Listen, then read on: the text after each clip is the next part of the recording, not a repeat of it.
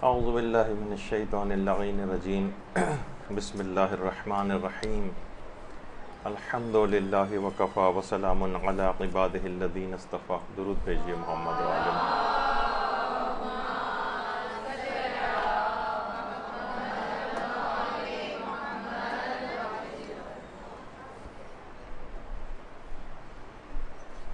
کس قدر شکر و احسان ہے پروردگار کا کہ اس نے اس رمضان میں بھی ہمیں زندہ رکھا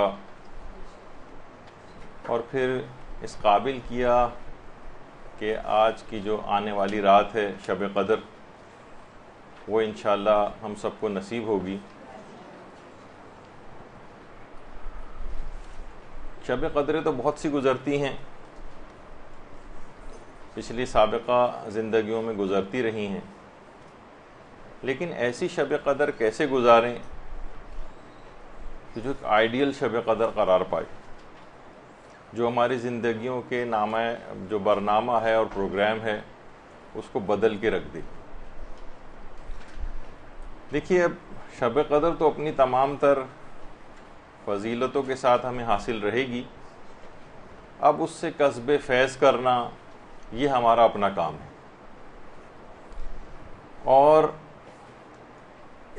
بچہ ہو، بڑا ہو، بوڑھا ہو، جوان ہو، ہر شخص کو اپنے ہاتھوں سے اپنی تقدیر کو لکھنا ہے. اور اس پہ کتنی شکر گزاری کی بات ہے، کتنے افراد ایسے ہیں جو پچھلے سال تک شب قدر جن کو نصیب رہی اور اس کے بعد پھر وہ اس دنیا فانی سے چلے گئے. تو اس لحاظ سے جتنے بھی بوڑھے افراد ہیں، جوان ہیں، بچے ہیں، ان سب کو الگ سے ایک شکر گزاری کا سجدہ آج کی رات کو کرنا چاہیے. تقدیریں بنانے کی رات ہے. روایات میں بھی یہ بات آئی ہے کہ حضرت یوسف نے جو وہ خواب دیکھا تھا جس میں یہ تھا کہ 11 ستارے اور چاند و سورج ان کو سجدہ کر رہے ہیں،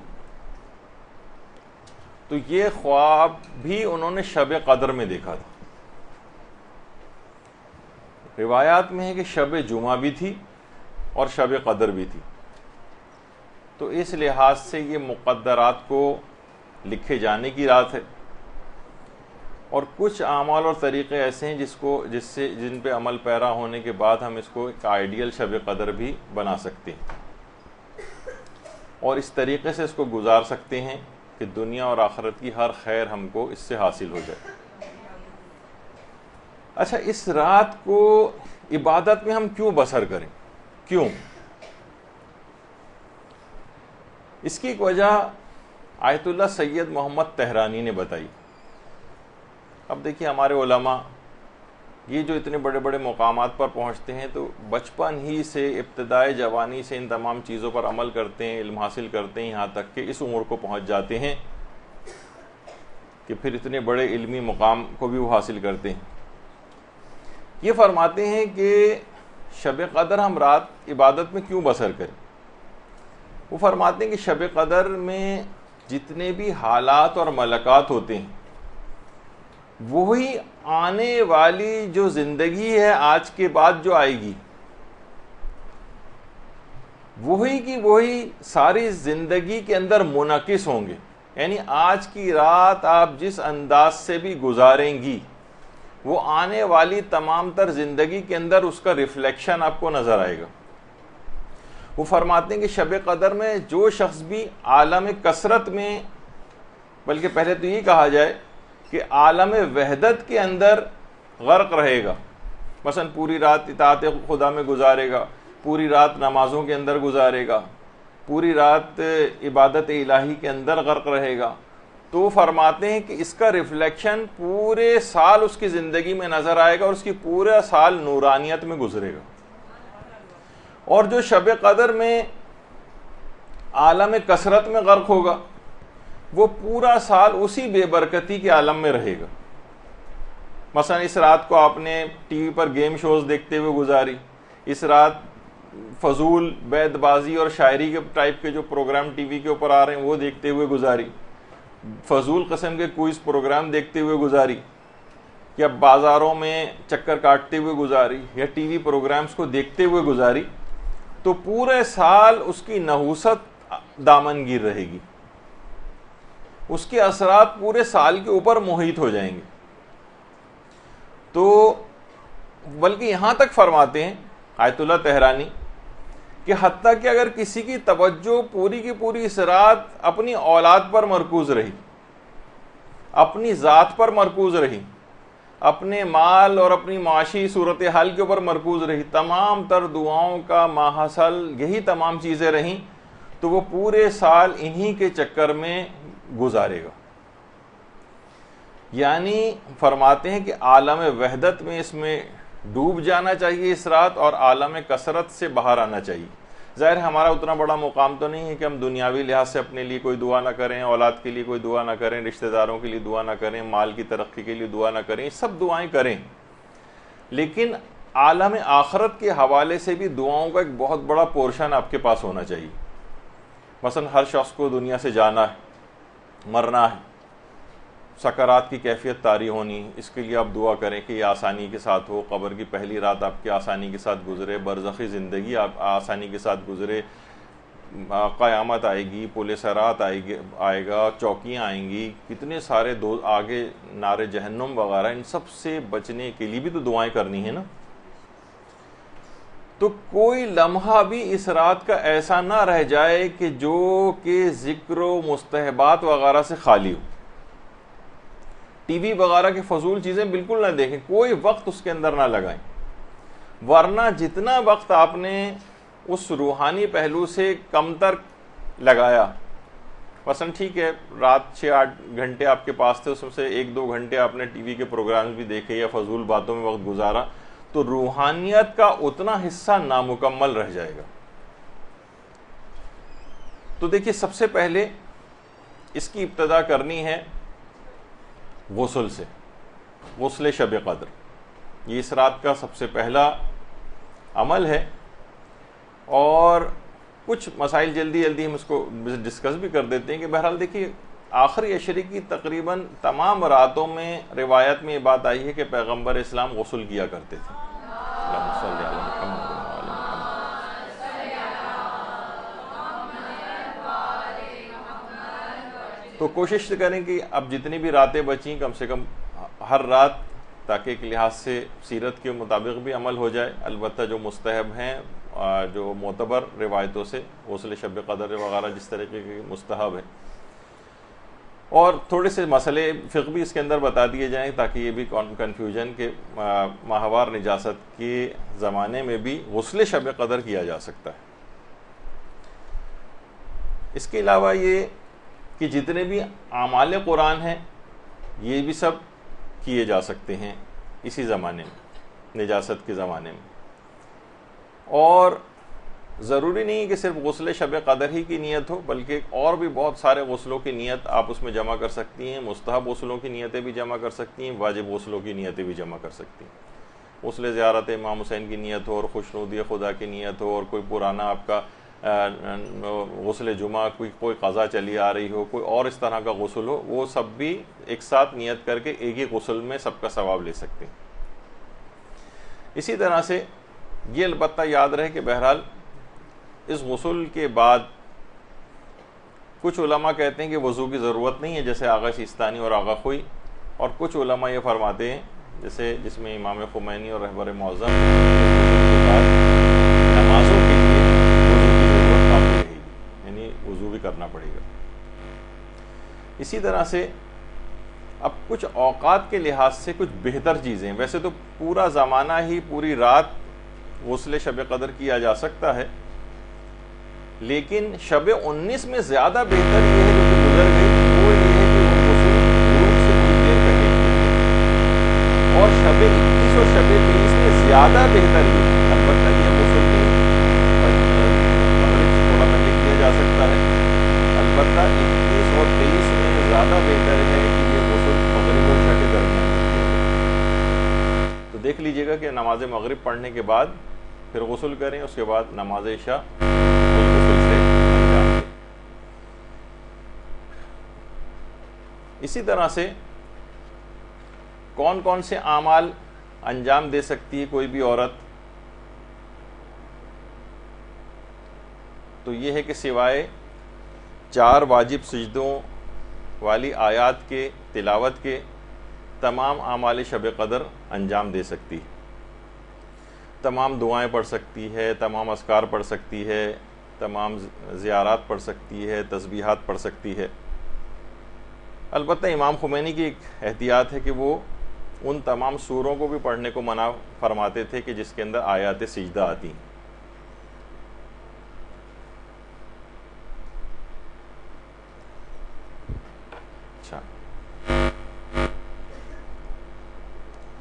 اچھا 23ویں شب قدر کا غسل کا ثواب کس وقت زیادہ ہے؟ یہ بھی ابھی آ گیا۔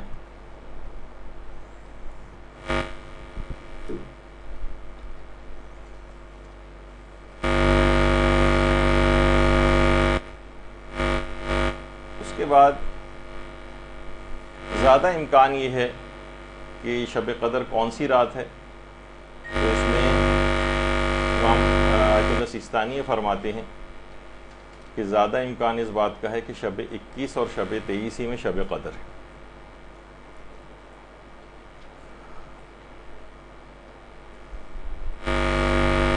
اچھا اب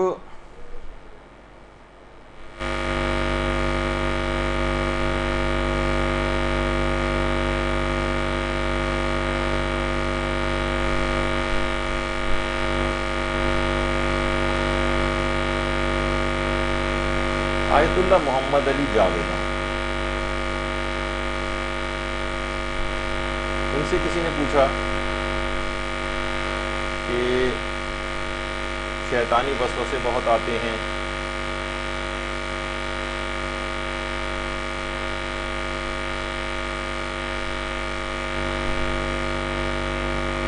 تو وضو ہمارا ٹوٹ جاتا ہے، تو ہم کیا کریں؟ تو انہوں نے فرمایا کہ اس کام کے لیے بھی تم اللہ ہی سے مدد طلب کرو، یعنی وضو ٹوٹتا ہے تو اللہ ہی سے مدد طلب کرو کہ وہی تمہارے وضو کو بچائے۔ اس رات کا ایک خصوصی ایک عمل اور بھی ہے، اور وہ ہے کہ ارادہ توبہ آپ کا بہت ہی محکم اور مستحکم ہونا چاہیے، سرسری سا نہ ہو، کیونکہ روایات میں بھی یہ بات آئی ہے کہ الہی لا تعذبنی بعقوبتک، اے خدا مجھے اپنے عذاب کے ذریعے معذب نہ کرنا، یعنی ایسا نہ ہو کہ میں مصیبتوں میں پڑ جاؤں تب میں اللہ اللہ کروں،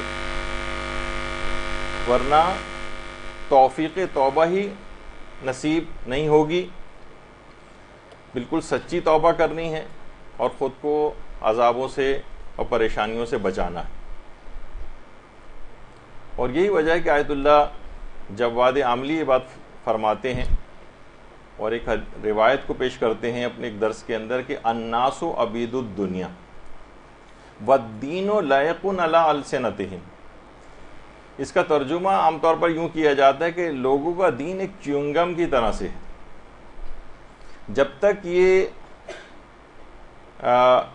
منہ میں مزہ دیتی ہے تب تک تو لوگ اس کو چباتے ہیں، اور جب مزہ ختم ہو جاتا ہے تو اس کو پھینک دیا جاتا ہے۔ یعنی ایمان گویا ہمارے دل میں نہیں ہوتا، صرف ہمارے دہن میں ہوتا ہے،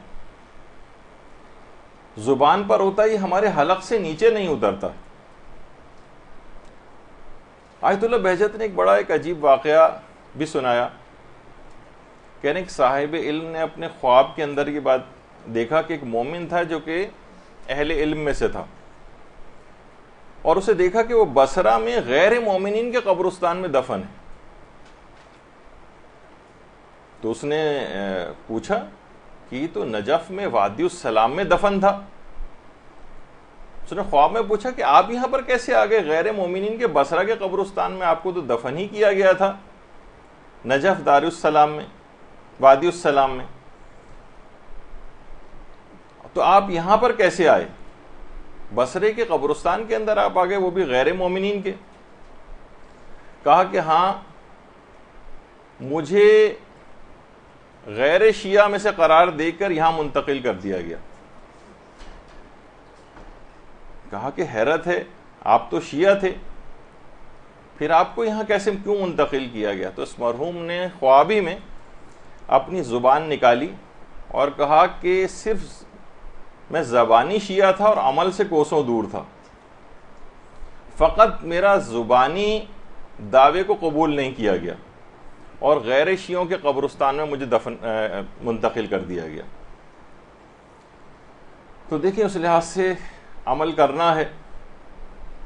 یہی وجہ ہے کہ آیت اللہ بہجت کی بات کہتے تھے کہ فعال بنے، قوال نہ بنے، یعنی کام کرنے والے بنے، باتیں بنانے والے نہ بنے. اور وہ کہتے تھے کہ بجائے اس کے کہ آپ لوگ ایک دوسرے کو دیکھیں، آپ کو چاہیے کہ دفتر شریعت یعنی توضیح المسائل کا مطالعہ کیا کریں، دستور العمل دیکھیں شریعت آپ سے کیا چاہتی. کہتے تھے جتنی بھی نصیحتیں ہیں، وعظ ہیں، خطابت ہیں، تحریر ہے، تقریر ہے، یہ تعلیم و تعلم، یہ سب عمل کے لیے، یہ بذات خود مطلوب نہیں. تو ایسا عمل ہو کہ جو دوسروں کے لیے باعث رشک ہو. امام خمینی کی رحلت کی خبر جب پہنچی تھی حضرت آیت اللہ بہجت کے پاس، تو انہوں نے ایک تاریخی جملہ کہا تھا کہ ایسا دین پر عامل تھے امام خمینی کہ ان کی رحلت کے بعد کفر بھی اسلام کی آرزو کرنے لگا تھا. اور ایک دفعہ عمل سے بات ان کی نکل رہی ہے، ایک دفعہ سفر زیارات عراق پر جانا تھا امام خمینی کو، انقلاب سے پہلے کی کافی بات ہے.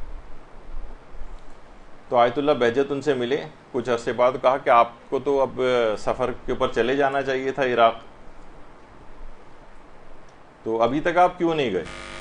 کہا کہ نہیں، انہوں نے اب اس دفعہ میں نے ارادہ کینسل کر دیا ہے، بعد میں کبھی حالات صحیح ہوئے تو جاؤں گا. انہوں نے کہا ہے کہ ویزے کے لیے جو تصویر میری چاہیے وہ بغیر عمامے کی چاہیے. یہ توہین ہے میرے لیے کہ میں عمامے کو اتار کر اپنی تصویر کھنچواؤں. اور یہاں آپ دیکھیں دین پر ایسا عامل کہ وہ شخص زیارات پہ نہیں گیا، اور بعد میں جب ایسے حالات ہوئے، جب اس کی ریکوائرمنٹ ختم ہو گئی تو پھر وہ زیارات کے لیے گئے. تو یہ کتنی زیادہ اس قسم کی بات ہے کہ ہم یہاں معمولی سے تفریحی پروگرامز کے لیے بھی بعض اوقات ویزوں کے لیے ایسی تصاویر وغیرہ خواتین کھنچواتی ہیں جو بے حجابی والی ہوتی ہیں وغیرہ. تو امام خمینی دین پر اس قدر عامل تھے. تو بہرحال پکی سچی توبہ اس طرح سے کرنی، اور وہ یہاں بیٹھے بیٹھے بھی ممکن ہے کہ انسان بالکل پکی اور سچی توبہ کرے. آیت اللہ محمود امجد یہ فرماتے ہیں کہ اگر کسی محفل میں کوئی شخص ایک شخص بھی سچی توبہ کر لے تو اس کی برکت سے خدا تمام شرکائے محفل کی توبہ کو قبول کر لیتا ہے اور سب کو معاف کر دیتا ہے. اللہم صلی علی محمد و آل محمد.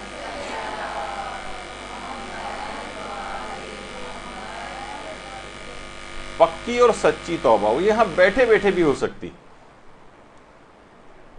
ایک دفعہ پوچھا تھا آیت اللہ غروی اصفہانی نے، ہمارے کتنے بڑے مجتہد گزرے ہیں، انہوں نے آیت اللہ سید صدر سے پوچھی یہ بات کہ جو آیت ہے کہ انما یخشی اللہ من عبادہ العلماء، کہ بندوں میں صرف صاحبان علم ہی ہیں کہ جو کہ اللہ سے ڈرتے ہیں. تو فرمایا کہ اس سے کون لوگ مراد ہیں؟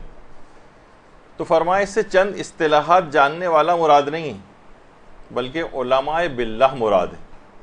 یہاں انما کا لفظ آیا ہے جو کہ انحصار پر دلالت کرتا ہے، عمومیت اس کے اندر نہیں ہوتی. اس کے معنی نہیں کہ تمام صاحبان علم اس میں شامل نہیں، کیونکہ فرماتے ہیں اگر واقعی ہمارے سب پوشیدہ راز فاش ہو جائیں تو معلوم چلے گا کہ کتنے ہی ہم میں سے ایسے افراد ہیں جو فقط دیندار نظر آتے ہیں لیکن حقیقتاً دیندار نہیں.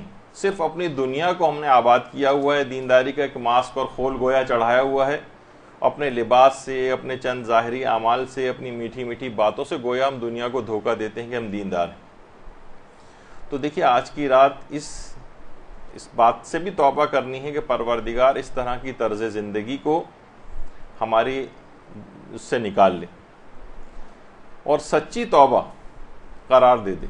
یعنی پتہ چلا کہ ہم رو رو کے ادھر دعائے ندبہ مانگ رہے ہیں لیکن مثلا ماں کو ناراض کیا ہوا ہے، درس و تدریس کے پروگراموں میں شرکت ہے لیکن اخلاق اپنا خراب کیا ہوا ہے، بڑی اہتمام سے مثلا نمازیں پڑھ رہے ہیں، روزے رکھ رہے ہیں، لیکن مثلا فحش مناظر والے ٹی وی پروگرامز وغیرہ بھی دیکھ رہے ہیں۔ رمضان میں گویا ٹی وی کے ایسے اداکاراؤں اور اداکاروں کا دین اختیار کیا ہوا ہے جو ویسے تو دین سے کوسوں دور ہیں، لیکن ٹی وی پہ جب آتے ہیں تو بڑی میٹھی میٹھی دین کی باتیں کرتے ہوئے نظر آتے ہیں۔ تو لہٰذا عمل میں راسخ ہونا، عمل میں یہ بات یاد رکھ لیں کہ علماء فرماتے ہیں جو احکام اسلام پر جتنا زیادہ عامل ہوگا وہ اتنا ہی بڑا عارف ہوگا۔ بلکہ آیت اللہ بہجت تو یہاں تک کہتے تھے کہ کرامات اور مراتب کے عاشق مت بنو، بلکہ وہ بعض اوقات کہتے تھے کہ اس طرح کی خواہشات کبھی کبھار جہنم میں جانے کا سبب بھی بن جاتی ہیں، کہ انسان کہ مجھے یہ مقام حاصل ہو جائے، وہ مقام حاصل ہو جائے، یعنی غیر الہی نیتیں آنے لگتی ہیں۔ اور باقاعدہ وعدہ دیدار جو امام خمینی جب جلا وطن تھے اور اپنے بیٹے احمد خمینی کو خط لکھا کرتے تھے تو ان کے خطوط وعدہ دیدار ایک کتاب کے اندر شامل کیے گئے، تو اس میں امام خمینی نے اپنے بیٹے احمد خمینی کو جو خط لکھے تھے اس میں یہ بات بھی کہی تھی کہ یاد رکھو کہ قدر و منزلت کو حاصل کرنے کی کوشش نہ کرنا، خواہ مادی کوشش ہو خواہ معنوی کوشش ہو، اور صاحب نظر کی جو نصیحت ہوتی ہے وہ اس کا درس اور اشارہ ہوتی، بلکہ اگر کچھ کرامات تمہارے ہاتھ لگ جائیں تو بھی امکان ہے کہ ان امتحانات میں سے نہ ہو کہ جن سے نکلنا بہت مشکل ہو۔ سیدھے طریقے سے بس خدائی احکامات پہ عمل کرتی جائیں اور کسی بھی طرح کے غیر الہی نیت اس کے اندر نہ آنے دیں۔ تو آج کی یہ پوری رات بے انتہا مستحبات پر مسلسل عمل کی رات ہے۔ تو ایک بندہ مومن نے ایک مرتبہ میں حکایات میں ملتا ہے کہ یا تو امام زمانہ علیہ السلام کو دیکھا یا رسول خدا کو صلی اللہ علیہ محمد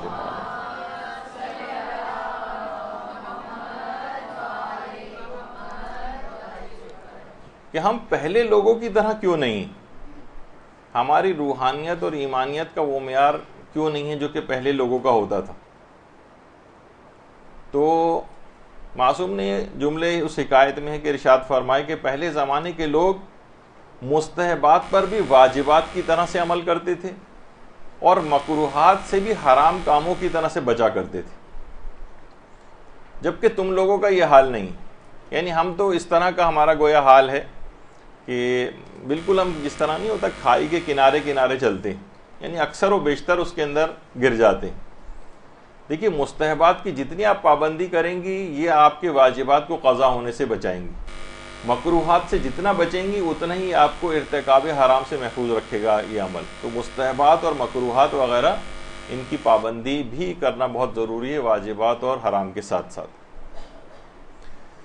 دیکھیے آج شب قدر کو آئیڈیل بنانے کا پروگرام یہ ہے بنے گا کہ آئندہ زندگی میں حرام سے بچنے کے ساتھ ساتھ آپ مکروہات سے بچنے کا بھی عہد کریں اور واجبات کے ساتھ ساتھ مستحبات کی بھی بھرپور ادائیگی کا اہتمام کریں اور نیت کریں۔ ہم لوگوں کا واقعتاً یہ حال بن گیا ہے کہ جتنی بھی ہمیں آسائشیں حاصل ہو رہی ہیں، جتنی نعمتیں حاصل ہو رہی ہیں، اتنی ہی ہم عبادات سے بے رغبت ہوتے جا رہے ہیں، اتنی ہی سستی اور کاہلی دین کے معاملات میں بڑھتی چلی جا رہی۔ شیخ ہادی قدس یہ فرماتے ہیں کہ آیت اللہ بہجت نے ایک واقعہ سنایا۔ فرماتے ہیں رشت جو ایک جگہ ہے وہاں کے ایک مالدار شخص نے ایک دفعہ اپنی ایک بیٹی کی شادی ایک غریب سید عالم دین سے کر دی۔ اچھا بہت سے لوگ ہوتے ہیں جذباتی دیندار، جذباتی فیصلے کیے، بہرحال اپنی ایک بیٹی کو اس نے ایک سید عالم دین جو بہت ہی غریب تھے ان سے شادی ہو گئی۔ بڑے گھرانے کی لڑکی تھی، کھانا پکانا وغیرہ آتا نہیں تھا، شوہر بیچارہ شرما حضوری میں کچھ نہیں کہہ پاتا تھا۔ ایک رات اس لڑکی نے حضرت فاطمہ الزہرا سلام اللہ علیہا کو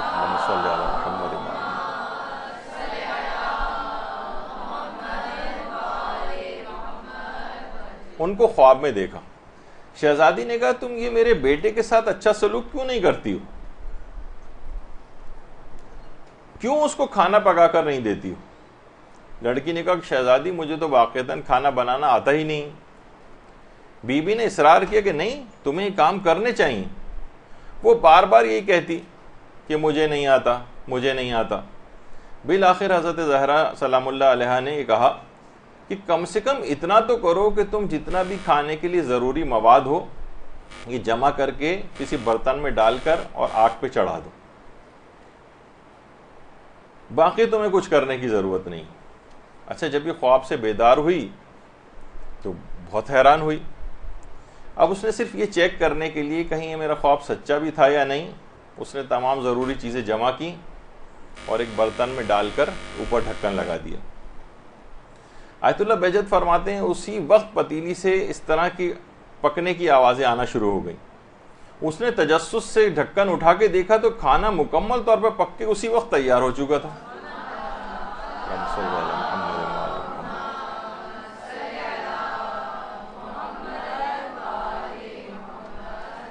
اور خوشبو سے پورا گھر مہک رہا تھا۔ اچھا، اب روزانہ ایسے ہی ہونے لگا، کھانا وہ روزانہ ایسے ہی پکانے لگی۔ مہمان آتے کھانا کھا کر جاتے، وہ کہتے ہم نے کھانا زندگی میں کبھی اس طرح کا نہیں کھایا۔ آیت اللہ بہجت فرماتے ہیں اس واقعے کے اندر دو بڑی حیران کن باتیں ہیں۔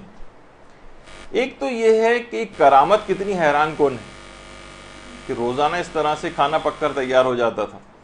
اس سے زیادہ حیران کن بات یہ ہے کہ اس امیر زادی نے بار بار کرامت کو دیکھ کر بھی کھانا پکانا نہیں سیکھا۔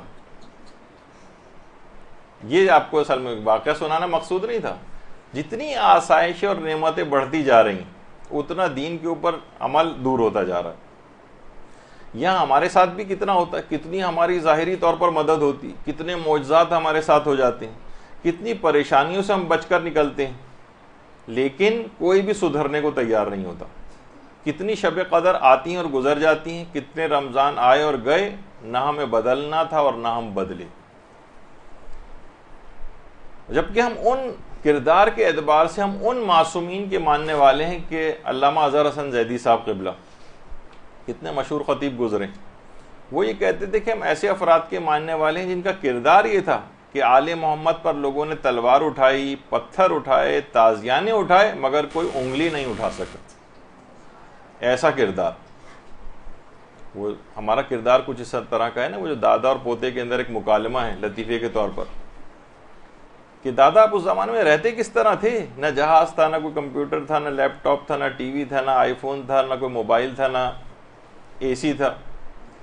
تو کہا کہ بیٹا ہم اسی طریقے سے رہتے تھے جیسے تم لوگ آج رہتے ہو، نہ نماز، نہ روزہ، نہ قرآن، نہ خمس، نہ زکوٰۃ، نہ ادب، نہ اخلاق، نہ شرم، نہ حیا۔ تو یہ کچھ اس انداز کی حالتیں جو ہیں ہم لوگوں کی بن گئیں۔ دوسروں پر بہت اعتراض کرتے ہیں اور خود اس سے غافل، جس طرح کہا جاتا ہے نا کہ اپنے گلے کے اندر سانپ اور بچھو لٹک رہے ہیں اور دوسروں کی مکھیاں اڑانے کی فکر میں۔ تو اپنی ذات کی اصلاح کی فکر اس رات کو کریں، دوسروں کی فکر بعد میں۔ علماء نے واقعی اچھی بات بیان کرتے ہیں کہ افسوس ہے کہ ایک شخص اپنے بدن کی چربی کو گھلانے کے لیے، اپنا وزن کم کرنے کے لیے گھنٹوں جاگنگ کرتا ہے، واک کرتا ہے، پسینے بہاتا ہے، لیکن گناہوں کا وزن کم کرنے کے لیے اپنے خالق کے سامنے چند منٹ بھی کھڑا نہیں ہوا جاتا۔ ڈائٹنگ کے نام پر ہفتوں مہینوں خود کو بھوکا رکھتا ہے اور روزہ رکھنے کے اوپر اس کی جان جانے لگتی ہے۔ یہ منافقت اور دو رنگی ہے، اس کے ساتھ شب قدر منانے کا کوئی فائدہ نہیں۔ تو اس کو اسی رات ختم کر دینا چاہیے، ورنہ اس جیسی راتیں تو پہلے بھی بہت آتی رہیں اور آئندہ بھی آتی رہیں گی جب تک اپنے آپ کو بدلنے کا ایک مکمل طور پر ارادہ نہ ہو۔ دیکھیے روایات کے اندر بھی یہ بات آئی ہے اور علماء بیان کرتے ہیں اپنی تقاریر کے اندر کہ آج یعنی دین پر آج اگر ہم عمل کریں تو غیبت امام میں دین پر عمل کرنے سے انسان کو وہ مقام ملتا ہے کہ جس میں آخرت میں جملہ علماء کا سلمان فارسی بھی رشک کریں گے۔ کون سلمان؟ وہ سلمان کہ جو کہ 10ویں درجے کے اوپر ایمان کے فائز، 10ویں درجے، یہ سلمان فارسی کی جو مدائن میں قبر مبارک جو ہے اندرونی، تو 10ویں درجے پر فائز ہیں. وہ رشک کریں گے غیبت امام کے زمانے میں جو شخص بھی دین کے اوپر عامل ہوگا.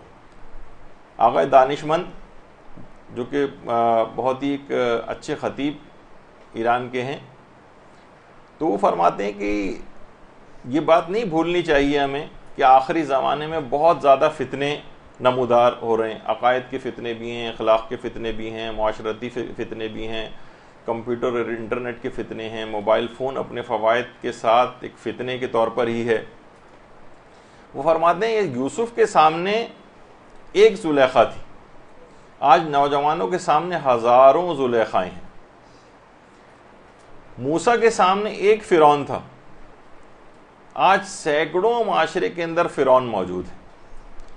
آج سینکڑوں نمرود ہیں، آج سینکڑوں قارون ہیں، سینکڑوں گمراہ کرنے والے سامری موجود ہیں. دین پر عمل کرنا واقعتاً آج مشکل ہے، واقعتاً. اب اگر کوئی شخص واقعتاً دیندار بن گیا تو اس کے لیے یہ بات آئی ہے کہ قیامت میں سلمان فارسی اس کے مقام کو دیکھ کر رشک کریں گے. اور یہی وجہ ہے کہ احکامات دین پر عمل کرنا اس قدر ہے کہ ہمارے 5ویں امام محمد باقر علیہ السلام صلی اللہ علیہ وسلم،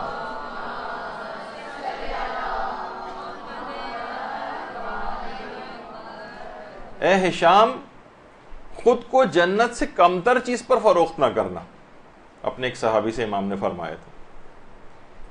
اچھا دیکھیے، آقا دانشمند نے ایک جملہ اور ارشاد فرمایا تھا کہ پرانے زمانے میں ایک مسل مشہور تھی کہ ٹوپی کو کبھی بھی سستے داموں فروخت نہیں کرنا چاہیے.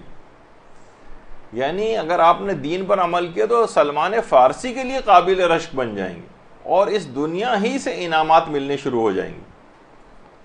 پیغمبر اسلام فرماتے تھے نا کہ اللہم صلی علی محمد،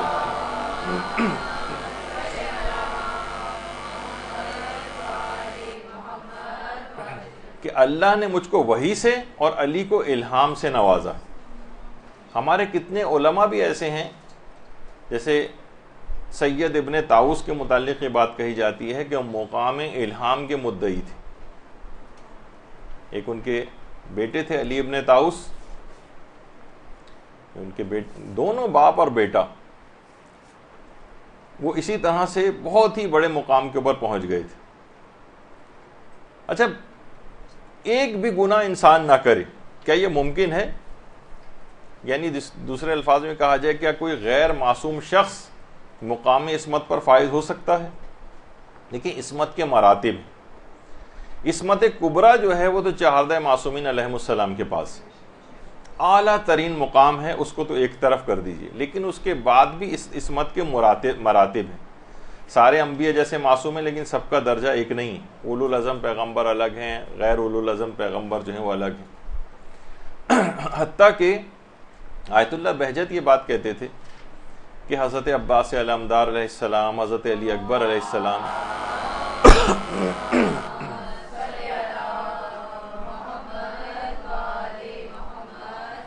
اور تمام شہدائے کربلا بھی مقام عصمت پر فائز تھے.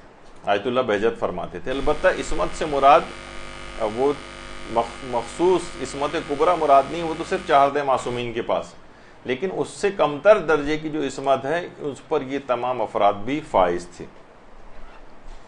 اور خالی صرف یہی نہیں، کیونکہ وہ تو دیکھیے 14 جو معصومین ہیں ان کی عصمت کے مراتب اور درجات جو ہیں وہ الگ ہیں، لیکن اس سے کمتر بھی کوئی بھی شخص، حتیٰ کہ وہ آقا بہجت فرماتے تھے کیا مقداد کے پاس عصمت نہیں تھی؟ کیا سلمان فارسی کے پاس عصمت نہیں تھی؟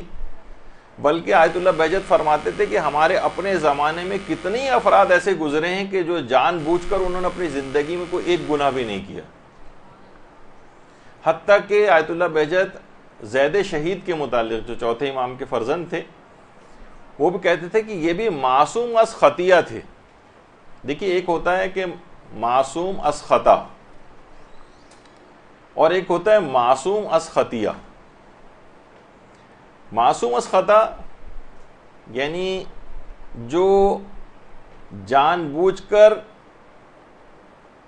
اور انجانے میں بھی کوئی گناہ نہ کرے، نہ جان بوجھ کر گناہ کر رہا ہے نہ انجانے میں گناہ کر رہا ہے، وہ معصوم از خطا ہے۔ اور وہ کہتا ہے معصوم از خطیہ، جو کم سے کم جان بوجھ کر کوئی گناہ نہیں کرتا۔ تو یہ اس مقام عصمت کے اوپر کوئی بھی شخص، ہم میں عام اشخاص میں سے بھی کوئی بھی شخص فائز ہو سکتا ہے، جان بوجھ کر گناہ نہ کرے، وہ معصوم از خطیہ ہو جائے گا۔ ظاہر ہے اب بہت سے لوگوں کو یہ اس لحاظ سے وہ تو سوچتے ہیں کہ صرف عصمت 4 معصومین کے پاس ہے، بس ہم ان کے فضائل، وہ تو اپنی جگہ پر ہے، وہ تو ایک بہت ہی اعلیٰ ترین مرتبہ ہے، وہ کوئی شخص ریاضتوں سے بھی حاصل نہیں کر سکتا۔ لیکن اس سے کمتر درجے کہ ایک بھی گناہ نہ ہو، تمام گناہوں سے آپ کی حفاظت ہو جائے، یہ عام شخص کے لیے بھی ممکن ہے۔ تو کیوں نہ اس شب قدر کے اندر گناہ نہ کرنے کا ایک ایسا عزم کر لیں کہ ایک آئیڈیل شب قدر آپ کے لیے بن جائے اور پچھلی تمام شب قدروں سے ممتاز ہو جائے۔ یہاں بیٹھے بیٹھے بھی پکا پختہ ارادہ آپ کر سکتی ہیں۔ اور اس کے لیے دماغ میں آتا ہے نا کہ ہم تو بہت کمزور ہیں، ہماری تو کہیں یہ عزم مصمم ٹوٹ ہی نہ جائے، تو علماء فرماتے ہیں اس کے لیے معصومین علیہم السلام کا وسیلہ اختیار کریں، اور اس طرح سے تڑپ کر دعا کریں کہ جملہ ہے نا کہ جب دعا ایڑیاں رگڑنے پر آ جاتی ہے تو قبولیت کے زمزم کو جاری ہونا ہی پڑتا ہے، تو لازمی وہ زمزم جاری ہوگا اور آپ کی دعا قبول ہوگی۔ آج کی رات تمام دعاؤں کی قبولیت کے لیے حضرت زہرا سلام اللہ علیہا کو، اللہم صلی علی محمد وعلی محمد، ان کا وسیلہ اختیار کریں۔ یہی وجہ ہے کہ آیت اللہ بہاء الدینی ہمارے کتنے بڑے عرفاء میں سے گزرے ہیں، نردبان آسمان کے نام سے ان کے حالات کے اوپر جو کتاب لکھی گئی ہے، اس میں وہ فرماتے تھے کہ میں تو صرف اتنا جانتا ہوں کہ جس دعا کی درخواست پر حضرت زہرا دستخط فرما دیں، اس درخواست پر خود بخود پیغمبر اسلام اور تمام ائمہ معصومین کے دستخط ہو جاتے ہیں۔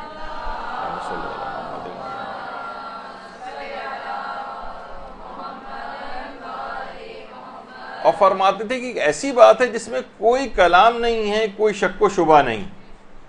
تو کہتے تھے میں فقط اتنا جانتا ہوں کہ اگر کوئی شخص صدیقہ طاہرہ کے ساتھ سے متوسل ہو جائے اور ادھر امام زمانہ قبولیت دعا کا اشارہ فرما دیں تو وہ حاجت فوراً اس پہ لبیک کہا جاتا ہے اور وہ قبول ہو جاتی۔ اور امام زمانہ علیہ السلام اس حضرت زہرا کے وسیلے سے، اللہم صلی علی محمد وعلی محمد،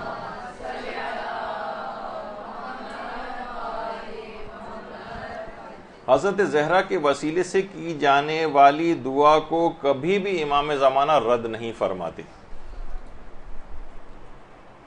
یہی وجہ ہے کہ آیت اللہ محمد حسین طباطبائی توسل کے اتنے زیادہ قائل تھے کہ پورے رمضان میں افطار اس وقت تک نہیں کرتے تھے جب تک کہ معصومہ قم کی زری کو جا کر بوسہ نہیں دے لیتے تھے۔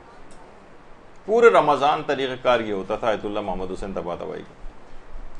اور اسی توسل کی اتنی زیادہ اہمیت ہے کہ آیت اللہ علی آقا قاضی فرماتے تھے کہ محال ہے کہ انسان توسل امام حسین حاصل کیے بغیر مقام توحید تک پہنچ سکے۔ درود بھیجیے۔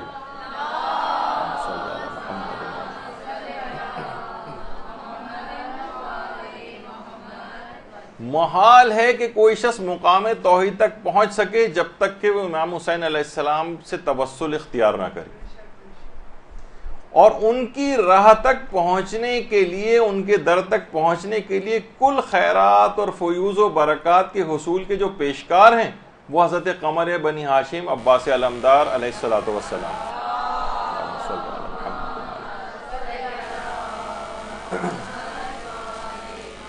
یعنی امام حسین کے در تک پہنچنے کے لیے جو پیشکار ہیں وہ حضرت عباس علمدار، ان کے توسل کے بغیر بھی کوئی شخص مقام توحید تک نہیں پہنچ سکتا۔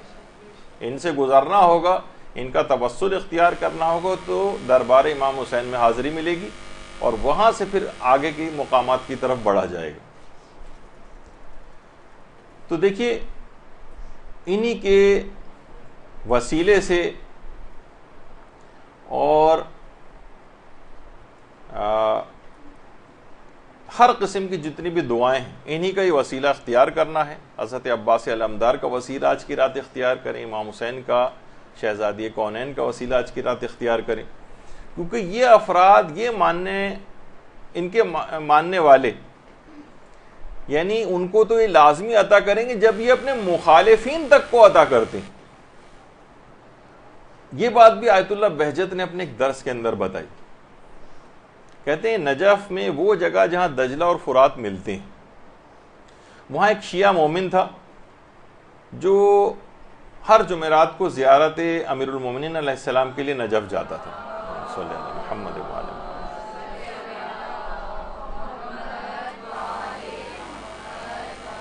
کہتے ہیں وہ روزانہ پیدل جاتا تھا, راستے میں ایک ناصبی کا گھر پڑتا تھا, دشمن اہل بیت. تو وہ ناصبی جو تھا وہ اس کا خوب مذاق اڑاتا تھا, اور ایک دن تو اس نے بہت ہی زیادہ امیر المومنین کی شان میں گستاخی بھی کی. یہ مومن جو تھا بیچارہ یہ بڑا سخت ناراض ہوا, زیارت کے لیے بہرحال امیر المومنین کی قبر پہ گیا اور وہاں جا کر باقاعدہ شکایت کی کہ مولا اتنا آپ کو برا بھلا کہہ رہا ہے, آپ اس کو, یعنی وہاں جا کے باقاعدہ شکایت کی اور وہیں پر سو گیا. ظاہر ہے وہاں سے زیارت کر کے آیا, حرمی میں کسی جگہ لیٹ کر سو گیا. خواب میں حضرت امیر المومنین علیہ السلام کی زیارت ہوئی.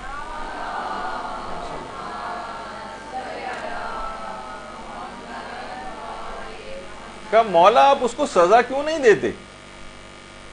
مولا نے کہا اس کا ایک حق ہماری گردن پر ہے, اس وجہ سے ہم اس کو سزا نہیں دیتے. کہ ایک دفعہ وہ فرات کے پاس بیٹھا ہوا تھا تو اس کو شہید کربلا کا پیاسا ہونا یاد آ گیا, تو وہ اپنے آپ سے کہنے لگا کہ اے عمر ابن سعد, تو نے حسین کو پیاسا قتل کر کے اچھا نہیں کیا, کم سے کم پانی پلا کر ہی قتل کر دیتا. اور یہ سوچ کر اس کا دل پسیجا اور اس کی آنکھوں میں کچھ نمی آ گئی. اب اس کا ایک حق ہماری گردن پر آ گیا, ہم اس کو سزا نہیں دیں گے. یہ بیدار ہوا, اور بیدار ہونے کے بعد جب یہ زیارات سے واپس آیا تو راستے میں پھر وہی ناصبی مل گیا. اس نے پھر مذاق اڑایا. تو اس نے مومن نے کہا کہ ناصبی تیرے لیے امام نے ایک پیغام دیا ہے, اور پورا خواب سنایا. وہ ناصبی بھی حیران رہ گیا. کہا کہ جس وقت یہ سب کام ہو رہا تھا میری آنکھوں میں وہ نمی آئی تھی, میں نے جملے کہے تھے, اس وقت کوئی دوسرا موجود نہیں تھا, تو علی کو یہ بات کیسے پتہ چلی؟ اسی وقت منقلب ہوا اور کلمہ ولایت کو زبان پر جاری کیا. اللہم صلی اللہ.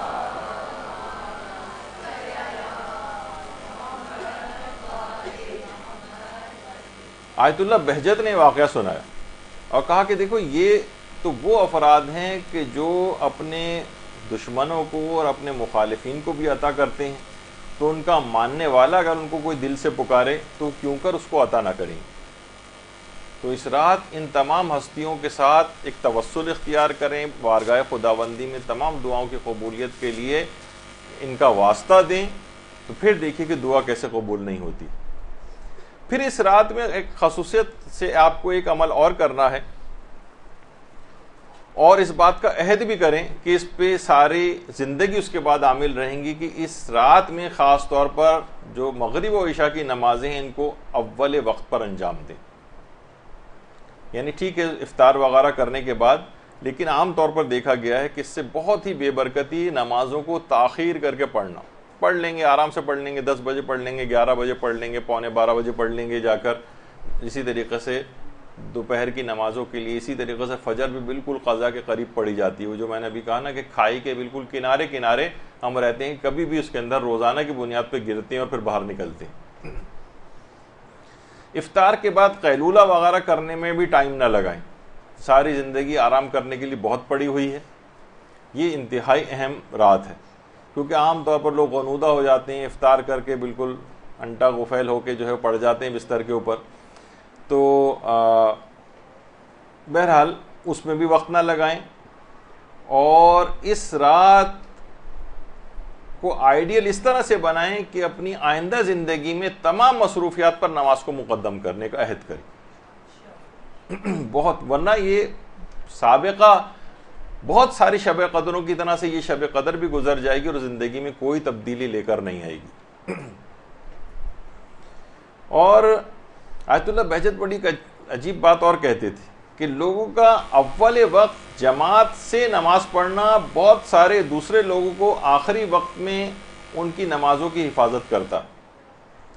اسی طرح سے جو لوگ اول وقت پہ نماز پڑھتے ہیں ان کی اول وقت کی نمازیں ایسا اثرات رکھتی ہیں کہ جس سے بہت سارے لوگوں کی نمازیں قضا ہونے سے بچ جاتی. ایک تو یہ بھی کہ جب وہ آپ کو اول وقت میں نماز پڑھتے دیکھتے ہیں تو ان کو بھی شوق ہوتا ہے کہ ہم نماز پڑھیں. بہت سے لوگوں کی نمازیں قضا ہونے سے بچ جاتی ہیں آپ کو اول وقت میں نماز پڑھتا دیکھ کر. ایسے اثرات ہیں اس نماز کے. یہی سوال آیت اللہ صادق روحانی سے بھی کسی نے ایک استفتاء میں پوچھا کہ آپ ہمیں ایسی کوئی نصیحت کریں کہ دنیا اور آخرت کی ہر سعادت ہمیں حاصل ہو جائے. ہر سعادت دونوں مکمل طور پر ہمیں حاصل ہو, پوری دنیا بھی حاصل ہو, پوری آخرت بھی حاصل ہو. تو آیت اللہ صادق روحانی نے اپنے فتوے کے اندر لکھا کہ یہی سوال پیغمبر اسلام سے کسی نے کیا تھا تو آپ نے فرمایا تھا, درود بھیجیے اللہم صلی علی محمد.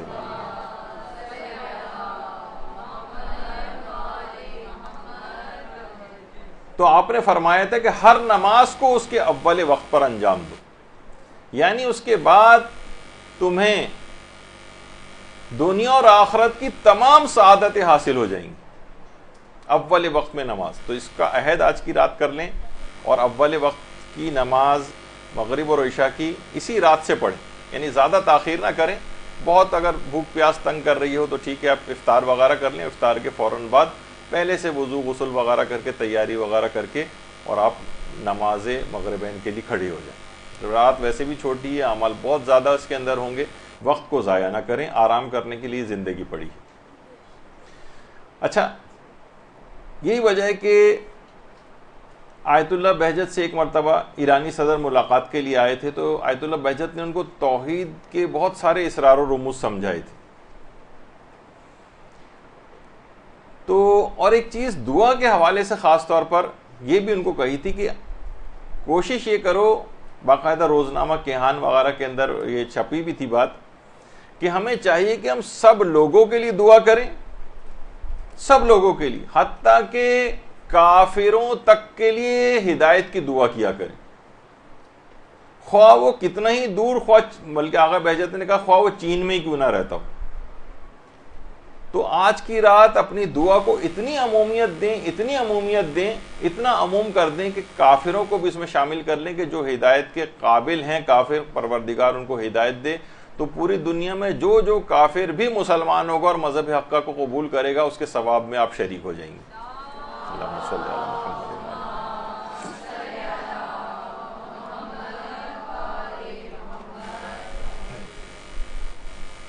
تو یہی وجہ ہے کہ سب لوگوں کے لیے دعا. ملا فتح علی سلطان آبادی, یہ وہی صاحب کرامت شخصیت ہیں جن کا واقعہ تو ایک دفعہ میں پچھلے کسی درس میں سنا چکا ہوں, لیکن ان کی تصویر غالباً آپ کو نہیں دکھائی تھی. نام سے ان کے ایسا لگتا ہے جیسے کوئی انڈیا پاکستان وغیرہ کے کوئی سلطان آباد کا علاقہ ہوگا, لیکن نہیں, یہ ایرانی تھے. ملا فتح علی سلطان آبادی بے انتہا کرامات والے بزرگ تھے. تو ایک مرتبہ شیخ فضل اللہ نوری نے کا طریقہ کار یہ تھا کہ وہ دعوت دیا کرتے تھے, ہر شب جمعہ 50 افراد کی گھر پہ دعوت کرتے تھے مومنین کی. ایک دفعہ میں نے پہلے بھی واقعہ سنایا تو اس میں محدث نوری کا نام لے لیا تھا. وہ محدث نوری نہیں بلکہ شیخ فضل اللہ نوری. تو 50 افراد کے بجائے 100 افراد کو دعوت نامہ چلا گیا. ابھی بہت پریشان ہوئے اور انہوں نے اپنے استاد آخوند ملا فتح علی سلطان آبادی کے پاس گئے اور کہا کہ میں بہت پریشان ہوں, سب لوگ آ جائیں گے تو میں تو پورا نہیں کر پاؤں گا. کہا کہ فکر کی کوئی بات نہیں ہے, جب تم کھانا وغیرہ کسی بھی پتیلی وغیرہ کے اندر ڈالو کھانے پکانے کے لیے تو مجھے بلا لینا. وہ بلا کے لے آئے ان کو. تو انہوں نے پتیلی کے اندر ڈھکن ہٹا کے اس کا ایک جملہ پڑھا، علی خیر البشر ومن ابا فقط کفر، علی بہترین مخلوق ہیں، جو ان کو نہ مانے وہ کافر ہے۔ اور اس کے بعد کھانا پک کر تیار ہوا، وہ 100 کے 100 افراد آئے، پیٹ بھر کے کھانا کھا کے بھی چلے گئے، اور اچھا خاصا کھانا پھر بھی بچ گیا۔ اللہم صلی علی محمد و علی محمد۔ اچھا، جب ایک مرتبہ یہ بامبے انڈیا میں تھے اور اس کے بعد پھر ان کو جانا تھا حج وغیرہ کے لیے، تو انہوں نے ایک بات کہی تھی کہ پروردگار دعا کی تھی کہ آج تک میں نے تجھ سے اپنے لیے کچھ نہیں مانگا۔ دیکھیے دعا کے متعلق ہم کہہ رہے ہیں کہ شب قدر میں اپنی دعا کو اتنا عموم دیں کہ سب کو دوسروں لوگوں کے لیے دعا کریں کہ آج تک میں نے اپنے لیے کچھ نہیں مانگا، ہمیشہ دوسروں کے لیے دعا کی۔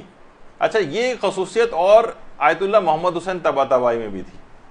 وہ کہتے تھے مجھے نہیں یاد پڑتا کہ آج تک میں نے اپنے لیے کوئی دعا کی ہو، میں ہمیشہ دوسروں کے لیے کرتا ہوں۔ اچھا، روایات میں بھی بات آئی ہے کہ جب کوئی انسان مرد مومن کسی دوسرے مومن کے لیے دعا کرتا ہے تو ایک فرشتہ خلق ہوتا ہے جو اس پر آمین کہتا ہے کہ جو دعا تو نے دوسرے لوگوں کے لیے کی ہے پروردگار وہی تیرے حق میں بھی قبول کر لے۔ تو اپنے لیے کوئی کرنے کی ضرورت نہیں، سب دوسرے لوگوں کے لیے دعا کریں، وہ ساری دعائیں آپ کے اپنے حق میں قبول ہو جائیں گی۔ تو علامہ طباطبائی بھی کہتے تھے مجھے نہیں یاد پڑتا کہ ذاتی طور پر میں نے اپنے لیے کبھی کوئی دعا کی۔ تو یہی ملا آخوند فتح علی سلطان آبادی، وہ کہتے تھے پروردگار میں تجھ سے آج پہلی دفعہ ایک دعا کر رہا ہوں اپنے لیے، کہ ان کے ایک جسم پر ایک پھوڑا نکل آیا تھا جس سے خون لباس کے اوپر لگ جاتا تھا، کہ پروردگار مجھے حج پر جانا ہے، اس پھوڑے کو ٹھیک کر دے تاکہ میں مکمل طہارت کے ساتھ اپنے اعمال حج کو انجام دے سکوں۔ اچھا، دوسروں کے لیے دعا کرنے والے میں خصوصیت اور پیدا ہو جاتی ہے، اور وہ یہ کہ وہ مستجاب الدعوات بن جاتا ہے۔ ایک بہت بڑی آپ کو ایک اہم پوائنٹ یہ میں بتا رہا ہوں کہ انسان اگر دوسروں کے لیے کثرت کے ساتھ دعا کرنا شروع کر دے تو مستجاب الدعوات ہو جاتا ہے۔ کہہ رہے ہیں ابھی دعا ختم ہی کی تھی انہوں نے، وہ پھوڑا غائب ہو گیا۔ اعمال حج کے لیے تشریف لے گئے، حج کے بعد وہاں سے واپس آئے، اور اس کی ایک وجہ یہ تھی مستجاب الدعوات ہونے کا ایک دوسرا طریقہ ایک اور بھی، وہ یہ ہے کہ آخوند ملا فتح علی سلطان آبادی ناد علی کبیر اس کے عامل تھے۔ ناد علی اتنا زیادہ مجرب دعا ہے کہ اس کو کوئی دعا کے طور پر اگر پڑھے، وہ علمی اختلافات وہ اپنی جگہ پر، وہ تو ہم ایک اپنی گفتگو کے اندر جو بہترین نماز کیسے پڑھیں اس میں جب ناد علی کی گفتگو آئی تھی تو وہاں پر اس کو تفصیل سے بیان کر چکے۔ وہ فرماتے ہیں کہ یعنی اگر کوئی بھی شخص، علماء کہتے ہیں کہ ناد علی کبیر کے اوپر عامل ہو جائے، یعنی کثرت کے ساتھ اس کو پڑھے، تو وہ صاحب کرامت ہو جاتا ہے، مستجاب الدعوات ہو جاتا ہے۔ اور واقعتاً امیر المومنین کے نام میں یعنی ہمیں ہمارے مادیات کے پردے اگر چاک ہو جائیں تو ہم دیکھیں گے کہ وہی ہمیں نظر آئے گا جو آیت اللہ عبد الکریم کشمیری کو نظر آیا تھا۔ وہ فرماتے ہیں ایک بار مرتبہ میں نجف میں حرم امیر المومنین میں بیٹھا ہوا تھا، میں نے اطراف میں نگاہ کی تو مجھے آسمان اور تمام اطراف حتیٰ کہ در و دیوار پر بھی صرف علی علی علی علی علی لکھا نظر آیا۔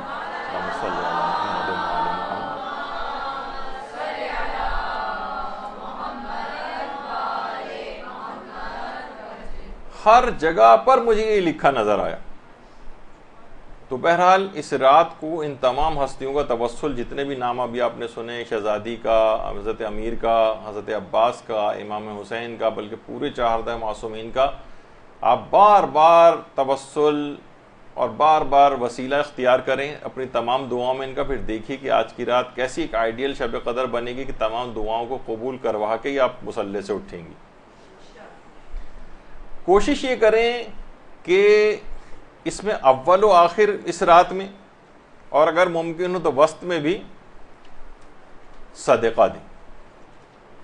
دیکھیے صدقہ دینے سے بظاہر علماء فرماتے ہیں کہ جیب خالی ہو رہی ہوتی ہے، کچھ جا رہا ہوتا ہے، لیکن اصلاً یہ ایک بہت بڑے سیونگ اکاؤنٹ کے اندر آپ اپنی رقم کو بھجوا رہی ہوتی ہیں، گویا ایک لحاظ سے آپ فکس ڈپازٹ کروا رہی ہیں کہ اس کے بعد اس کے اثرات کا آپ اندازہ نہیں لگا سکتی کہ کتنے بڑے کوہ احد کے برابر، جو روایت میں آیا کہ یہ ایک درہم جو ہے اس کی پرورش ایسی کی جائے گی, اللہ ایسی پرورش کرے گا کہ وہ کوہ احد کے برابر آخرت میں بڑا ہو کر ملے گا. تو علماء یہ فرماتے ہیں کہ جیب کو خالی کرنے کے جو اثرات ہیں انسان کی روحانیت پر, یہ بہت حیرت انگیز ہیں. یعنی جتنا آپ اپنے مال کو مومنین کے اوپر خرچ کریں گے اتنا ہی آپ کی زندگی فضائل اور کمالات سے بھرپور ہوتی چلی جائے گی. تو اس رات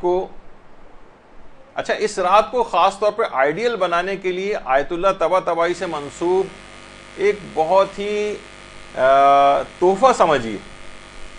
اس کو اگر آپ نے اس کے اوپر عامل ہو گئیں تو دیکھیے کتنی مشکلات ہیں لوگوں کی زندگیوں میں. مثلا کہیں شادیاں نہیں ہو رہی ہیں, کہیں غربتوں کے مسائل ہیں, کہیں بیماریوں کے اندر لوگ مبتلا ہیں, کہیں اولاد کے بگاڑ کے مسائل جو درپیش ہیں, کہیں کردار کی خرابیاں لازم آ رہی ہیں. غرض اتنی پریشانیاں ہیں, اتنی مشکلات ہیں کہ آیت اللہ طباطبائی سے منسوب جو ایک بات ہے کہ اگر اس پہ انسان عامل ہو جائے, فرماتے ہیں جتنی بھی مشکلات میں گھر جاؤ, جتنی بھی پریشانیوں کا شکار ہو جاؤ, اس کے لیے صلوات کا ایک سیلاب روانہ کرو جس میں تمام مشکلات کو یہ صلوات بہا کر لے جائے گی.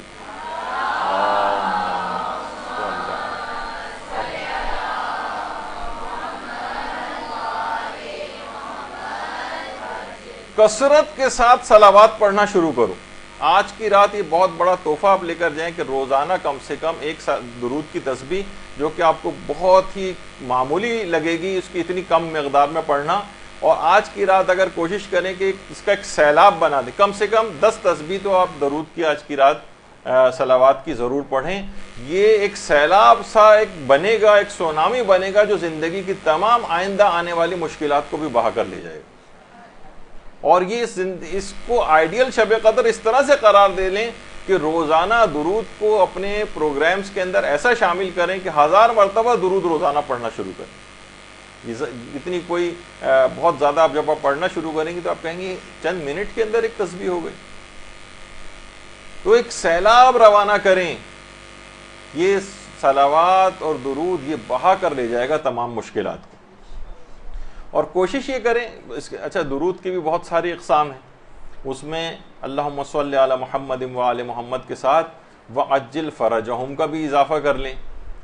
کچھ درود اس طرح سے بھی پڑھا کریں, کچھ خاص حضرت زہرا سے جو منسوب درود ہے, اللہم صلی علی فاطمہ و ابیہا و بعلہا و بنیہا والا جو درود ہے, اس کو بھی آپ اپنی اس کے اندر شامل کریں کہ کسی طریقے سے یہ بھی زندگی کے اندر آ جائے.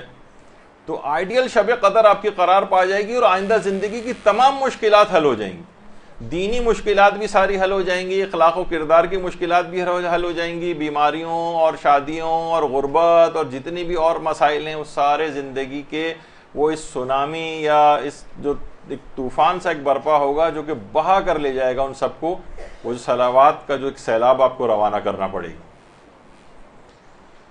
اور خاص طور پر اس رات کو اگر آئیڈیل بنانا ہے تو ایک چیز کا اہتمام آپ کو اور کرنا چاہیے. وہ کیا ہے کہ اس رات کو علی الخصوص آپ کو 11 رکعت نماز شب کی پابندی کرنا ہے, اس کی پابندی کا عہد کرنا ہے. دیکھیں کتنی آسانیاں مل گئی ہیں, فتاوے کے لحاظ سے کتنی آسانیاں ہیں. آغا سیستانی نے تو باقاعدہ فتویٰ دیا کہ نماز مغربین کے بعد سے ہی نماز شب کا وقت شروع ہو جاتا ہے. اب تو کوئی عذر بھی باقی نہیں ہے, صرف الحمد کے اوپر بھی اکتفا کر سکتے ہیں, چلتے پھرتے بھی نماز شب پڑھی جا سکتی ہے, سواری کو اور بیٹھے ہوئے بھی نماز شب پڑھی جا سکتی ہے. یعنی اتنی سہولیات, اتنی آسانیاں کہ کوئی عذر باقی نہیں کہ انسان اس کے باوجود بھی نماز شب نہ پڑھے. اور زیادہ تر لوگ اب پورا ایسا ہی تقریباً بن گیا ہے حساب کتاب کہ جناب پوری رات جاگنے کا بھی سلسلہ شروع ہو گیا ہے. تو آدھی رات کے بعد تک لوگ جو ہے جاگتے رہتے ہیں, فجر تک جاگتے رہتے ہیں, اس کے باوجود بھی نماز شب نہ پڑھیں, اس سے بڑھ کر محرومی کی کوئی بات نہیں. اب کب اس کا ارادہ کیا جائے گا؟ آج کی رات سے زیادہ اہم رات کون سی آئے گی جب آپ اس بات کا عہد کرنا چاہیں گی کہ میں نماز شب کی پابند ہو جاؤں؟ اتنا گولڈن چانس آپ کی زندگی میں آیا, خدا نے زندگی کو اتنا طویل کیا کہ رمضان آپ کو نصیب کیا اور شب قدر نصیب کی, آج بھی اس کا عہد نہیں کیا اتنے فضائل والی نماز شب کا. تو پھر سوچیے کہ یہ بہانے بازیاں جو ہیں بعد میں کسی کام نہیں آئیں گی، کوئی عذر قبول نہیں کیا جائے گا اتنی سہولیات کے بعد بھی۔ دیکھیے وہ ہے نا کہ بہانے بازی جو ہوتی ہے، کہ نجف کے ایک عالم تھے، وہ جب رات کو نماز شب کے لیے بیدار ہوئے تو دیکھا کہ بیٹا جو ہے بستر پہ سو رہا ہے۔ اچھا بہت سے دیکھیے بوجھ بجکڑ قسم کے، یا جس کو ہم فیس بک کی فلسفی کہتے ہیں آج کل، دیکھا جائے تو فیس بک کے اوپر اگر دیکھیں تو ان سے بڑا فلسفی، ان سے بڑا دیندار کوئی نظر نہیں آتا، لیکن عملی زندگی میں کوسوں دور ہے۔ بار بار باپ اٹھاتا رہا کہ اٹھو نماز شب پڑھو، نماز شب پڑھو۔ تیسری مرتبہ کہنے لگا بابا آپ نے حدیث نہیں سنی، 1 ساعت کی جو فکر ہے وہ 1 سال کی عبادت سے بہتر ہے، تو میں غور و فکر میں مصروف ہوں اس وقت۔ تو باپ نے کہا کہ بیٹا 1 سال کا تفکر کا جو نتیجہ ہے وہ یہی نکلنا چاہیے تھا کہ نماز شب کے لیے اٹھتے، نماز شب پڑھتے۔ اس حدیث کو نماز شب چھوڑنے کا بہانہ مت بناؤ۔ تو یہ جو ہم بہانے بازیاں کرتے ہیں نا مختلف، کوئی بہانہ اور کوئی عذر باقی نہیں ہے نماز شب کے لیے، اتنی آسانیاں۔ تو بہرحال اچھا ایک چیز اور بھی، لوگ سوچتے ہیں 11 رکعت، حالانکہ دیکھا جائے تو 11 رکعت مشکل سے 4-5 منٹ کے اندر 11 رکعت ہو جاتی ہیں۔ بعض عرفاء نے تو تجربے کے طور پر بیان کی یہ بات، اگر کوئی شخص مریض ہو تو وہ کثرت کے ساتھ نمازیں پڑھنا شروع کر دے، اس کا وہ مرض دور ہو جائے گا۔ یعنی عام طور پر ہمارے الٹا دیکھنے میں آتا ہے، کوئی شخص مریض ہو جاتا ہے تو وہ اپنے مستحبات تو چھوڑی واجب نمازیں تک قضا کرتا، بھائی میں تو مریض ہوں، میں تو نماز کیسے پڑھوں، میرے ساتھ تو یہ مسئلہ ہے وہ مسئلہ ہے، جبکہ وہ سارے مسئلے قابل حل ہوتے ہیں، ان کے طریقہ کار اسلام نے بتائے ہوئے ہیں کہ آپ کو نماز کیسے پڑھنی ہے، وضو کیسے کرنا ہے۔ تو واجب نمازوں تک کو لوگ چھوڑتے ہیں۔ عرفاء فرماتے ہیں کہ ہم نے دیکھا ہے کہ وہ مریض جو کثرت کے ساتھ نمازیں پڑھنے لگے، اس کا وہ مرض بہت جلد ٹھیک ہو جاتا ہے۔ اچھا آیت اللہ بہجت بھی یہ بات کہتے تھے کہ جو لوگ کہتے ہیں کہ ورزش کے لیے پارکوں میں جانا، اور چلیں وہ اپنی جگہ پر ہے، اس کے بھی کچھ نہ کچھ فوائد ہیں، لیکن اگر کوئی شخص عذر رکھتا ہو، کسی وجہ سے نہ جا سکے، تو وہ اگر وہ خوب نمازیں پڑھنا شروع کر دے تو ورزش کے تمام تر فوائد جسمانی بھی اس کو حاصل ہو جائیں گے، آخرت کے فائدے بھی مل رہے ہیں اور دنیاوی فائدے بھی مل رہے ہیں۔ جسم کے اندر وہ تمام اس کو پازیٹیو چیزیں جو وہ بھاگ بھاگ کے پسینے نکال کر اور جو طریقوں سے حاصل کر رہا ہے، وہ کثرت کے ساتھ نماز پڑھنے سے حاصل ہو جاتی ہیں۔ تو بہرحال نماز شب سے کوئی گھبرانے کی ضرورت نہیں ہے، اور کثرت کے ساتھ نمازیں پڑھیں۔ نماز شب کے تو کم سے کم آج کی رات آپ کو بالکل پابند ہونے کا عہد کرنا۔ آغا ہاشم حداد یہ خود بڑے عرفاء میں سے گزرے، یہ فرماتے تھے کہ ان کے استاد آیت اللہ علی آقا قاضی جو تھے، یہ رات کو نماز شب کے لیے جب اٹھتے تھے تو عبادت میں نشاط پیدا کرنے کے لیے کچھ نہ کچھ تھوڑی بہت چیز ضرور کھاتے تھے۔ کبھی مثلا تھوڑی چائے پی لیتے تھے، انگور کے کچھ دانے کھا لیتے تھے، اس طرح کی کوئی بھی چھوٹی موٹی چیز، تو اس سے کم وہ کمزوری کی کیفیت سے نکل آئیں، کوئی نشاط کسی کیفیت پیدا ہو جائے، طبیعت تھوڑی سی بحال ہو جائے، بلڈ گلوکوز کے لیول آپ کے ٹھیک ہو جائیں تو آپ کو دل لگے نماز پڑھنے میں بھی۔ تو بہرحال وہ طریقہ کار کوئی بھی ایسا اختیار کریں کہ نماز شب کی پابندی کریں۔ اچھا بہت سے لوگ ایک سوال یہاں پر یہ پوچھتے ہیں، اچھا یہ ابتدائے جوانی سے ہی آیت اللہ علی آقا قاضی جو تھے اس کے اوپر عامل تھے، اور زندگی کی کوئی ایک نماز بھی بلوغ کے بعد سے لے کر انتقال تک نماز شب ان سے کبھی قضا نہیں ہوئی؟ اللہم صلی علی محمد و آل محمد۔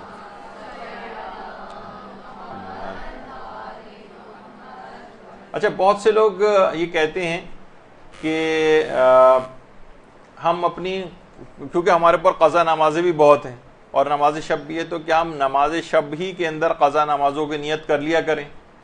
تو اس سے پہلے بھی ایک دفعہ بات بتائی تھی۔ تو دیکھیے یہ بات یاد رکھ لیں کہ نماز قضا کے ساتھ نماز شب کو ملایا نہیں جا سکتا۔ ہم کہیں کہ یہ جو ہم نماز شب پڑھ رہے ہیں اس میں میں اپنی فجر کی قضا نماز پڑھ رہی ہوں، اسی میں نماز شب بھی پڑھ رہی ہوں، نماز شب کی 2 رکعت بھی اسی میں ہی ملا رہی ہوں، یہ نہیں ہو سکتا۔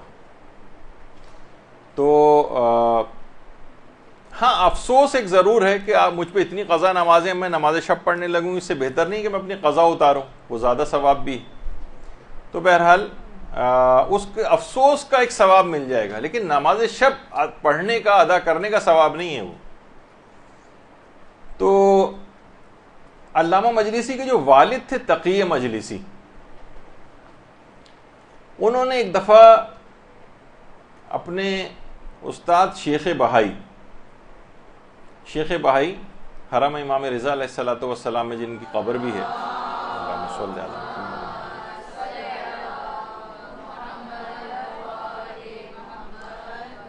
ان سے ایک دفعہ پوچھا کہ میری کچھ نمازیں بھی قضا ہیں، تو کیا میں نماز شب پڑھوں یا نماز قضا پڑھوں؟ شیخ بہائی نے اس طرح سے ایک طریقہ کار مرتب کر کے ان کو دیا کہ قضا نمازوں کو نماز شب کے ساتھ کس طرح سے اس طرح ملا کے پڑھو کہ نماز شب بھی 11 رکعت ادا ہو جائے اور اس کے ساتھ قضا نمازیں بھی ادا ہو جائیں، کہ مثلا 4 رکعت ہیں تو اس کو اس طرح سے 2 کر کے اس طرح سے پڑھو، اور 3 رکعت والی اس طرح سے پڑھو، اور 2 رکعت والی ہے تو اس طرح سے پڑھو، اس طرح 11 رکعتیں مکمل کرو۔ جب یہ طریقہ کار بہرحال ان کو بتایا تو علامہ تقی مجلسی فرماتے ہیں کہ مکاشفے میں انہوں نے امام زمانہ علیہ الصلوۃ والسلام کو دیکھا،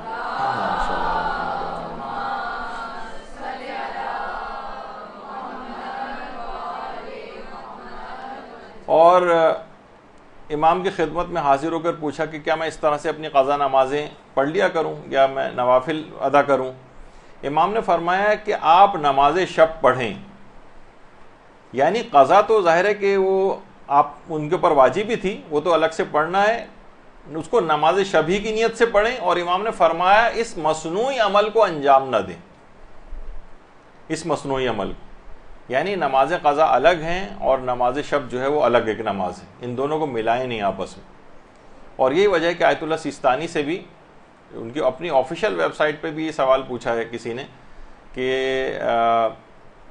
ہمیں نماز شب جو ہے پڑھنی ہوتی ہے اور ہمارے ذمے جو ہے وہ قضا نمازیں بھی ہیں، تو ہم کیا یہ کر سکتے ہیں کہ در نماز شب نیت قضا کند، کہ ہم نماز شب ہی میں قضا کی نیت کر لیں؟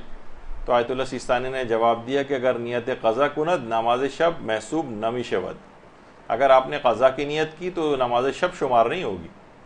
وہ ایک دوسرا پہلو ہے افسوس والا کہ اگر ہم نہیں ہم پر کوئی قضا نمازیں ہوتی تو ہم جو ہے نماز شب پڑھتے، تو ایک ظاہر ہے کہ افسوس کی بنا پر اللہ آپ کو ثواب دے گا اس کا، لیکن یہ کہ وہ نماز شب کی ادائیگی شمار نہیں ہوگی، یعنی نماز شب کو الگ پڑھیں، نماز قضا کو الگ پڑھیں۔ زیادہ بہتر اس کے اندر پھر یہ بنے گا طریقہ کہ آپ اپنی قضا نمازوں کو پڑھیں، اور کم سے کم 3 رکعت جو نماز شف اور 1 رکعت نماز وتر، 2 رکعت نماز شف جسے نماز شفا لوگ کہتے ہیں، شف جو ہے 2 رکعت وہ اور 1 رکعت نماز وتر، کم سے کم نماز شب کے طور پر یہی 3 رکعت پڑھ لیں، اور باقی جو ہیں وہ 8 رکعت وہ آپ اپنی قضا نمازوں وغیرہ میں یعنی قضا نمازوں کے طور پر پڑھیں وہ الگ سے، تاکہ قضا نمازیں بھی ادا ہوتی جائیں اور آپ کو نماز شب بھی الگ سے اس کا بھی ثواب مل جائے۔ اور اتنا کوئی بڑا مسئلہ نہیں ہے، 1.5-2 منٹ کے اندر یہ 3 رکعت جو ہو جائیں گی، تو اس لحاظ سے آپ کو نماز شب کے فوائد بھی تقریباً سارے اس طرح سے حاصل ہو جائیں گے۔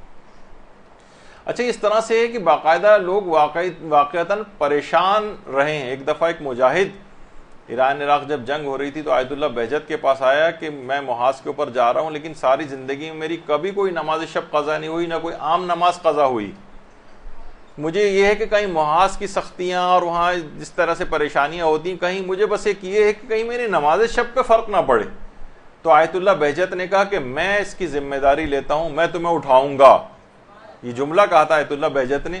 اور اس کے بعد وہ مجاہد جو تھا وہ کہتا ہے کہ اس کے بعد نہ میری عام دنوں کی کوئی نماز قضا ہوئی، اور جب میں رات کے وقت تھک ہار کے سوتا بھی تھا اور 1-8 گھنٹے کے بعد ہی خود بخود مجھے ایسا لگتا تھا جیسے کسی نے آ کر اٹھایا اور میں نماز شب کے لیے بیدار ہو جاتا تھا۔ اللہم صلی علی محمد۔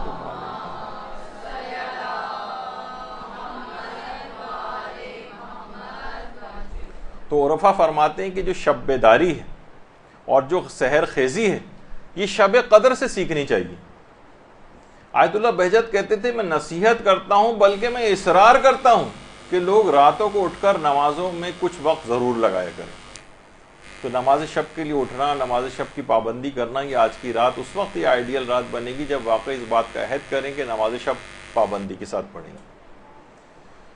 اچھا، آیت اللہ بہجت کہتے تھے بہت سی چیزیں ایسی ہیں کہ دیکھیے پیغمبر کی جو عصمت ہے، پیغمبر نے جو اتنے بڑے بڑے مقامات عالیہ کو حاصل کیا ہے، اس میں کچھ اپنی پروردگار کی عنایت، کرم، فضل وہ تو اپنی جگہ کے اوپر ہے ہی، لیکن ان کی جو ذاتی کوششیں جو ہوتی ہیں ان کرامات اور کمالات کو حاصل کرنے میں، جیسے حضرت ابراہیم کے متعلق ملتا ہے کہ انہیں یہ خلت کا جو مقام جو ہے، یہ مقام امامت کن وجوہات سے حاصل ہوا تھا نبوت حاصل ہونے کے بعد، اس کے کچھ باتیں بتائی گئی ہیں ان کی سیرت کی.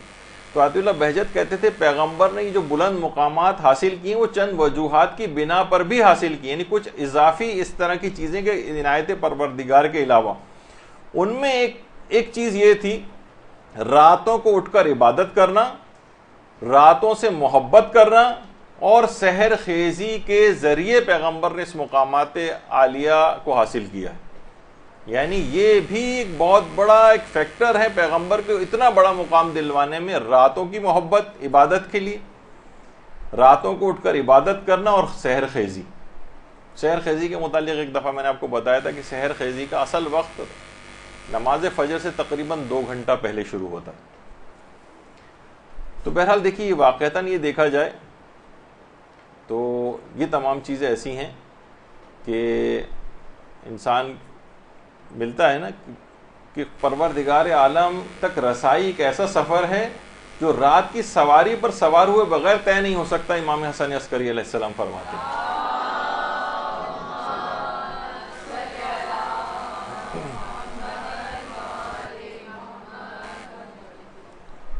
تو اچھا، اس رات کو پوری رات جاگنا ہے، جاگنا بھی تو ہے نا اس رات کو. یہ کہا جاتا ہے کہ جاگنے کے معنی یہ نہیں کہ بس نہ سوئیں، اصلاً یہ ہے آج کی رات کا پیغام کہ آپ بیدار ہو جائیں. خواب غفلت سے بیداری، فقط جاگنا نہیں. جس طرح جاگ تو آپ ویسے بھی ساری رات ایسی جاگ لیتی ہیں، ٹی وی دیکھتے ہوئے انسان جاگ سکتا ہے، چلے نمازیں پڑھتے ہوئے بھی جاگ سکتا ہے. شب قدر کا پیغام یہ بنے گا کہ آپ واقعتاً بیدار ہو جائیں، غفلت کی نیند سے بیدار ہو جائیں، نہ کہ فقط یہ کہ نہ سوئیں. بہت اہم بات ہے یہ، یعنی کب آخر یہ دبیس پردے غفلت کے ہٹیں گے، کب اتنی بڑی ایک چینج آج کی رات تقدیرات لکھی جانے والی ہیں، ساری زندگی کو آپ اپنی تبدیل کر سکتی ہیں، اور اس کو بالکل ایک سرسری طور پر آپ گزار دیں اور کوئی ارادہ نہ کریں، کوئی عہد نہ کریں. آج کی رات یہ کتنی عجیب بات ہے. اس سے زیادہ گولڈن موقع، اس سے زیادہ اب یہ نیکسٹ ایئر پورا 1 سال گزرنے کے بعد یہ رات زندگی میں آئے گی. پتہ نہیں ہم میں سے کتنے لوگ رہیں نہ رہیں، پروردگار کا کیا ہے کام اور مصلحت ہے. تو آج کی رات کو ہی ایسا یادگار اور آئیڈیل اپنا رات کے طور پر منائیں کہ یہ ساری زندگی کی جتنی کمیاں ہیں ان کو پورا کر دیں. اور یہی وجہ ہے کہ روایت میں بات ملتی ہے، ہمارے 8ویں امام میں جملہ ارشاد فرماتے ہیں اللہم صلی علی محمد و علی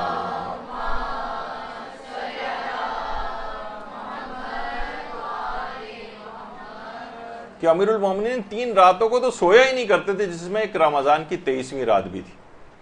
اچھا، بہت سے لوگ فوراً جب آپ کبھی لگاتے ہیں تو فوراً لوگوں کے دماغ میں اور باتیں آنے لگتی ہیں کہ وہ تو سوائے شب ہجرت کبھی سوئے نہیں تھے. نہیں، روایت کے اندر ملتا نہیں ہے کہ سب سے بہتر یعنی نماز شب کب ہے کہ جب کچھ سو کر اٹھا جائے. خود پیغمبر اسلام کے متعلق ملتا ہے کہ پیغمبر ایک ہی رات میں کئی مرتبہ سوتے اور جاگتے تھے، اور جب بھی سو کے تھوڑی تھوڑی دیر سو کے اٹھ جاتے تھے اور عبادت میں مشغول ہو جاتے تھے، پھر سو جاتے تھے، پھر اٹھ کے عبادت میں مشغول ہو جاتے تھے. کئی دفعہ رات میں اس طرح سے ہوتا تھا. ایسا نہیں ہوتا تھا 6 8 10 12 گھنٹے اس طرح ہم لوگ سوتے ہیں، اس طرح سے سوتے ہوئے گزاریں. تو ایسا نہیں کہ امیر المومنین بالکل ہی نہیں سوتے تھے، ایسا نہیں ہے، بلکہ ایک مستحب چیز ہے کہ کچھ مقدار سو کے اٹھ کے پھر نماز شب پڑھی جائے. ہاں، یہ نہیں کہ پوری رات اس طرح سے سوئیں، لیکن اس رات مکمل طور پہ امیر المومنین جاگتے تھے. تو یہ بہت اہم بات ہے. اور دیکھیے آج کی رات جو ہے نا، یہ حقیقتاً یہ ایک غور و فکر کی رات بھی ہے.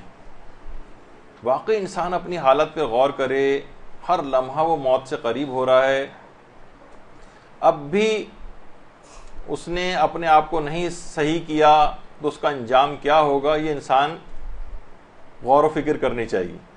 یہی وجہ ہے کہ آیت اللہ شیخ مرتضیٰ انصاری، شیخ مرتضیٰ انصاری وہ ہیں، یہ شخصیت آپ کے سامنے کہ ان کی کتابیں پڑھے بغیر آج کوئی شخص مجتہد بھی نہیں بن سکتا. شیخ مرتضیٰ انصاری، ان سے کسی نے پوچھا تھا یہ کیسے ہو سکتا ہے کہ ایک ساتھ کا جو غور و فکر ہے وہ پورے سال کی عبادت سے افضل ہو جائے.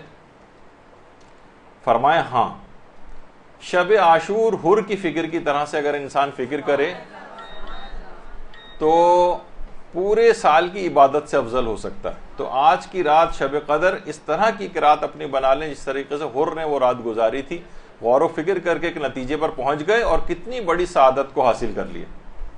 آج کی رات واقعی اپنے اس کو دیکھے انسان. آیت اللہ محمود امجد یہ اپنے درس میں فرماتے ہیں کہ شب قدر کا بہترین عمل جو ہے تفکر کرنا. آپ اپنے قضا نماز, اپنے قضا واجبات کے متعلق سوچئے, میری کتنی قضا نماز, کاپی پینسل لے کے بیٹھے ہیں, کتنی قضا نمازیں باقی ہیں, اتنے قضا روزے باقی ہیں, اتنے میں نے جو فدیے دینے ہیں, کتنے کفارے تاخیر خواتین کے اوپر واجب ہوتے ہیں, پچھلے رمضانوں کے روزے اگلے رمضانوں سے پہلے نہیں رکھے, کتنے رد مظالم میرے ذمے ہیں, کتنا خمس میرے ذمے ہے, فطرہ صحیح نکلا, بہت سے لوگوں کا نہیں نکلا, لوگوں کے حقوق میرے ذمے کچھ ہیں یا نہیں ہیں. ان سب کا حساب و کتاب غور و فکر کے ذریعے کریں, کچھ وقت اس میں بھی لگائیں اور ان کی ادائیگی کی پلاننگ بھی آج ہی کی رات کریں. تھوڑی سی دیر لگا لیں کہ بس میں اس طرح سے کروں گی, اتنا میں ہر مہینے خمس کے طور پر دیا کروں گی, اتنا فلاں چیز کے طور پر دوں گی, میرے اتنے کفارے ہو گئے, میں ان کفاروں کو اس طرح سے قسط وار کر کے ادا کر دوں گی, وغیرہ وغیرہ. جس طرح سے یعنی واقعتاً غور و فکر و تفکر آپ ہر شخص کو اپنے لیے کرنا چاہیے. مجھ پہ کتنی چیزیں موجود ہیں, کتنی قضا چیزیں موجود ہیں, کیسے اتریں گی, یہ اس رات کو شب قدر کو انجام پائے گا تو ایک آئیڈیل شب قدر بنے گی. ورنہ جیسے میں نے اس سے پہلے کہا کہ آئے گی گزر جائے گی, اس طرح کی بہت شب قدر آئیں گزر گئیں, آئندہ بھی آئیں گی اور گزریں گی اور کوئی نتیجہ نہیں نکلے گا. اور اسی غور و فکر کا ایک نتیجہ یہ بھی ہونا چاہیے, علماء فرماتے ہیں, وہ ہے ہدف زندگی کا تعین کریں. آپ کا ٹارگٹ کیا ہے, یہ زندگی پروردگار نے آپ کو دی ہے, اس میں آپ کو کیا کرنا ہے, کوئی ہدف ہونا چاہیے, کوئی مقصد ہونا چاہیے, اس پر زندگی کو لگانا چاہیے. ایسا نہ ہو کہ پوری زندگی ضائع ہو جائے اور ہمیں اندازہ یہ ہو کہ ارے یہ کیا ہو گیا, ہمارا تو زندگی کا کوئی ہدف ہی نہیں تھا, فرشتہ اجل آ گیا اپنے ساتھ لے جا رہا ہے اور دیکھا کہ ہم بے مقصد زندگی جانوروں کی طرح سے گزارے کے اور یہاں سے چلے گئے. آپ کو اپنے ذوق کا دیکھنا چاہیے کہ آپ کا ذوق کیا ہے, دین کا کون سا کام آپ کر سکتی ہیں. پتہ چلا کہ ظاہر ہے کسی کا تکلفاً آپ نے کسی اور ذوق والی چیز کی طرف چلی گئی, جبکہ آپ کا اصل نیچر اور ذوق کچھ اور تھا, تو پتہ چلا کہ کچھ ہی عرصے بعد اس میں دلچسپی انسان کی ختم ہو جاتی ہے اور وہ پھر اسی طرح سے گھومنے لگتا ہے. تو کسی کا علم حاصل کرنا ذوق ہوتا ہے, کسی کا تبلیغ کرنا ذوق ہوتا ہے, کسی کا مثلا سوشل ورک کرنا ذوق ہوتا ہے, کسی کو مثلا چیریٹی کے کام وغیرہ کرنے ہیں, کسی کو تعلیم و تعلم کے اندر آگے جانا ہے. یعنی کچھ تو اپنا ہدف زندگی بنانا ہوگا نا, فقط دنیاوی زندگی والا نہیں, آخرت کا ایک بہت بڑا ہدف اور گول آپ کو سوچنا چاہیے. خود یعنی علم حاصل کرنا یہ خود ایک بہت بڑا اور بہترین ہدف ہے, علم حاصل کرنا. اور اس رات کا آغاز بھی یعنی بہت ساری فضول چیزیں اور فضول معلومات ہم نے اپنے ذمے بہت ساری چیزیں کر رکھی. دیکھا جائے غیر ضروری فیس بک کے اوپر بیٹھنا, غیر ضروری انٹرنیٹ کے اوپر بیٹھنا, بالکل فضول معلومات, بس اب آپ اسکرول کرتے ہوئے نیچے جا رہے ہیں اور بس نیوز فیڈ پڑھے چلے جا رہے ہیں جو ختم ہونے میں مثلا نہیں آ رہی, پر وقت بس اس کے اندر اپنے وقت کو لگانا. بہترین ہدف علم حاصل کرنے کا تبلیغات کے حوالے سے بھی, دیکھیے یہاں تو ہمارے اس طرح سے نہیں ہے, لیکن لوگ اپنے گھروں پہ, اداروں پر, دیواروں پر, یہ عراق یعنی یہ شام کے اندر, شام اور عراق کے اندر لوگ اب اس طرح سے تبلیغات اپنے طور پر کرنے کے لیے احادیث لکھ کر لگا رہے ہیں. لوگوں کو ہر جگہ, ایران میں آپ جاتے ہیں مختلف بڑے بڑے بورڈز لگے ہوئے ہوتے ہیں, اس پر احادیث لکھی ہوتی ہیں, آدمی اٹریکٹ ہوتا ہے. تبلیغات کے تمام تر ذرائع اس طرح سے اختیار کرنا. تو علم دین حاصل کرنا ایک ہدف کے طور پر, قرب پروردگار کے طور پر, یعنی یہ نہیں ہو کہ بس یہ کہ ہم لوگوں میں ہمارا ہو جائے, مجلس بڑی اچھی پڑھنی آ جائے, لوگوں پہ بہت وہ ہو جائے, لوگ آپ سے جناب ٹائم مانگیں, آپ کہ ہمیں ذرا ڈائری وغیرہ دیکھ کے آپ کو بتاتی ہوں کہ ٹائم میرے پاس ہے یا نہیں وغیرہ. اس طرح سے لوگ یعنی دین میں بھی دنیا کا ایک خیال آتا ہے کہ یہ جاہ حاصل ہو جائے, یہ مجھے حشم حاصل ہو جائے. تو آیت اللہ سید رضا خسرو شاہی یہ فرماتے ہیں کہ ایک طالب علم تھا. اچھا دیکھیے علماء کے ایک طریقہ کار ہوتا ہے کہ آیت اللہ بہجت کا بھی تھا, جب اپنے گھر سے ہی نکلتے تھے نا نماز کے لیے, نماز پڑھانے کے لیے, تو لوگ رستے میں ہی طالب علم مل جاتے تھے, وہ پیدل ساتھ ساتھ چلتے ہوئے ان کے جاتے تھے, جب وہاں سے واپس آتے تھے تو پیدل ساتھ ساتھ چلتے ہوئے واپس آ رہے ہیں. آیت اللہ خسرو شاہی فرماتے ہیں کہ آیت اللہ بہجت نماز جماعت کے لیے نکلے تو ایک طالب علم ساتھ ہو لیا. تو آیت اللہ بہجت نے اس سے پوچھا آپ کیا پڑھ رہے ہیں آج کل؟ کہا کہ ابھی میں مقدمات پڑھ رہا ہوں۔ اچھا، کہا کہ مقدمات جب ختم ہو جائیں گے تو پھر آپ کیا پڑھیں گے؟ کہا کہ اس کے بعد میں لمح پڑھوں گا جو کہ کتاب ہے۔ پھر کہا اچھا لمح ختم ہو جائے گی تو پھر کیا پڑھیں گے؟ کہا اس کے بعد میں مقاصد جو کتاب ہے وہ پڑھوں گا، رسائل پڑھوں گا، کفایہ پڑھوں گا اس کے بعد۔ اچھا، کہا جب یہ سب کتابیں ختم ہو جائیں گی تو پھر کیا کرو گے؟ کہا پھر میرا درس خارج شروع ہو جائے گا۔ اچھا، درس خارج جب اس کے بعد کیا ہوگا؟ کہا پھر میں مقام اجتہاد پہ پہنچ جاؤں گا۔ اچھا، مقام اجتہاد کے بعد کیا ہوگا؟ کہا پھر میں مقام مرجعیت کے اوپر آ جاؤں گا۔ آقا بہجت نے کہا اس کے بعد جب طالب علم نے یہ کہا اچھا اس کے بعد کیا ہوگا؟ مرجعیت کے مقام تک پہنچ گئے، اب طالب علم خاموش ہو گیا۔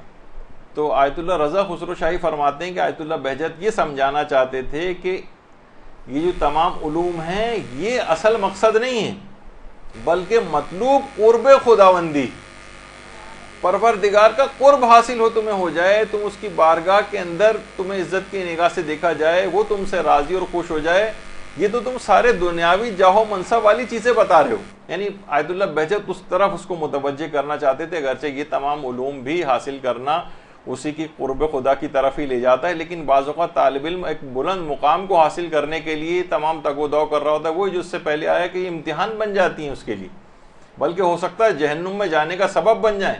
وہ تو پھر اللہ اس کے دماغ سے نکل رہا ہے اور وہ دنیاوی جاؤ حشم ان علوم کے ذریعے حاصل کرنا چاہتا۔ تو بہرحال یہ تمام چیزیں ایسی ہیں کہ جب یہ کہتے تھے کہ بے عمل اگر کوئی شخص ہے نا تو وہ ایسا ہی ہے کہ جیسے خود کو آگ میں جلا کر دوسروں کو روشنی دے رہا ہے۔ ظاہر ہے جب آگ میں کوئی شخص جلے گا تو روشنی سے تو نکلے گی، تو لوگوں کو تو روشنی کا فائدہ ہو رہا ہے، لیکن اس کا خود کا کتنا بڑا نقصان ہو رہا ہے اگر اس نے اپنے آپ کو ٹھیک نہیں کیا۔ تو علم کے لحاظ سے بھی اس رات یہ آئیڈیل رات ہے، اس میں باقاعدہ پلان کریں کہ میں صحیح طور پر علم دین حاصل روزانہ کم سے کم 1 گھنٹہ 2 گھنٹہ کوئی نہ کوئی ایسے ٹائمنگز اپنے میں سیٹ کروں گی کہ میں آخرت کی اپنی زندگی کو سدھاروں گی، بہتر بناؤں گی، اخلاق و کردار کو بہتر بناؤں گی۔ اس کا علم حاصل کرنے کی پلاننگ آج کی رات ہی کو آپ کو کرنی۔ یہی وجہ ہے کہ شب قدر کے حوالے سے شیخ صدوق کا قول جو اس کے اندر بھی نقل ہوا ہے مفاتیح الجنان میں بھی، کہ 21ویں اور 23ویں کے حوالے سے شیخ صدوق اپنے استاد کے حوالے سے یہ بات بیان کرتے تھے کہ جو شخص بھی شب 21 کو اور شب 23 کو پوری رات رمضان کی مسائل دینی بیان کرتے ہوئے گزارے تو وہ سب سے افضل ہے، یعنی خود بھی سیکھے دوسروں کو بھی سکھائے۔ یعنی کچھ نہ کچھ ایک وقت 1 گھنٹہ نکالیں، کسی عالم کا درس سنیں، مسائل فقہ پڑھیں، توضیح المسائل پڑھیں، یعنی اپنے آپ کو، لیکن یہ صرف اس رات کی حد تک نہ ہو۔ یہ ایک رات تو ایک لحاظ سے ایک سمبولک ہے، یہ آپ کو ایک زندگی کا ڈھنگ سکھانے والی ہے، یہ پلاننگ کرنے والی رات ہے آئندہ زندگی کی، صرف گزارنے کے لحاظ سے نہیں کہ چند گھنٹے آپ نے گزار دیے، مخصوص پرسکرائبڈ دعائیں پڑھ لیں، زیارات پڑھ لیں، کچھ سورہ پڑھ لیے اور اس کے بعد کچھ نمازیں پڑھ لیں اور اس کے بعد یہ رات ختم۔ نہیں، اس کو پورے سال کے اوپر محیط ہو جانا چاہیے اس رات کو، تو اس کا کچھ فائدہ بنے گا۔ تو شیخ صدوق کی یہ بات، اور روایات کے اندر یہ بات آئی کہ دیکھیے خود ائمہ معصومین علیہم السلام جو ہیں ہمارے، اللہم صلی علی محمد و علی محمد،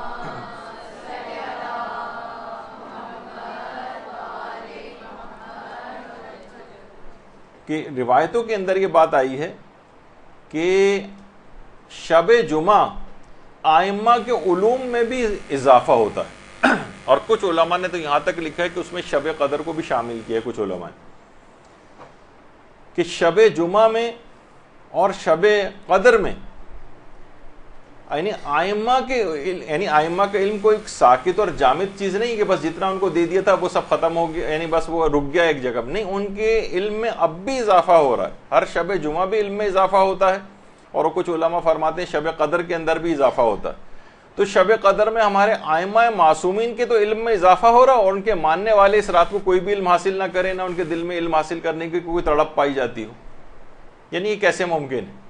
تو اس رات کو ایسی آئیڈیل رات بنا لیں کہ آج سے ارادہ کر لیجئے گا اسی رات سے کہ مجھے آئندہ زندگی میں کتنا ٹائم دینا ہے علم دین کو، ورنہ تو دیکھیے وقت آئے گا گزرے گا، قیامت تک لوگ اسی طرح آئیں گے جائیں گے، اور حضرت آدم سے لے کر اب تک لوگ کتنے آئے اور گئے۔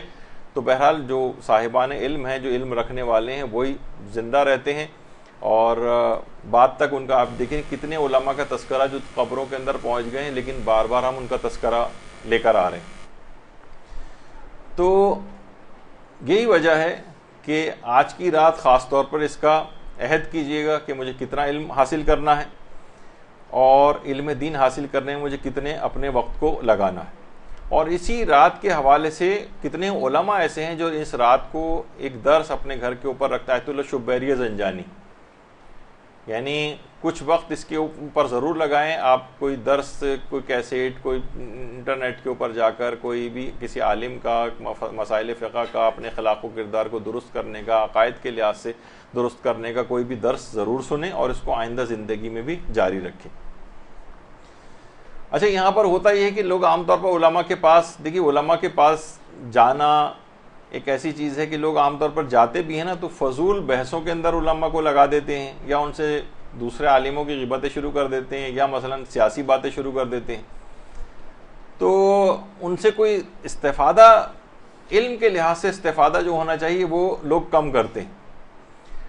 ابھی جن کا ذکر ہو رہا تھا آیت اللہ رضا خسرو شاہی کا، وہ فرماتے ہیں کہ میں ایک دفعہ گزر رہا تھا تو دیکھا کہ علامہ تقی جعفری وہ آیت اللہ بہجت سے ملاقات کر کے واپس آ رہے ہیں. میں جب ان سے ملا تو وہ کہنے لگے میں آیت اللہ بہجت سے ملاقات کی ہے، اور وہیں کھڑے کھڑے کہنے لگے کہ روایت میں ہے کہ جو 40 دن تک کسی بھی عالم سے ملاقات نہ کرے ماتا قلبہ، اس کا دل مردہ ہو جاتا ہے. اچھا، روایت میں بھی یہ بات آئی، بہار الانوار کی جو پہلی جلد ہے کہ زیارت العلماء احب الی اللہ من 70 طوافا حول البیت، یعنی علماء کی زیارت یا ان سے ملاقات اللہ کو خانہ کعبہ کے گرد 70 طواف سے زیادہ محبوب ہے.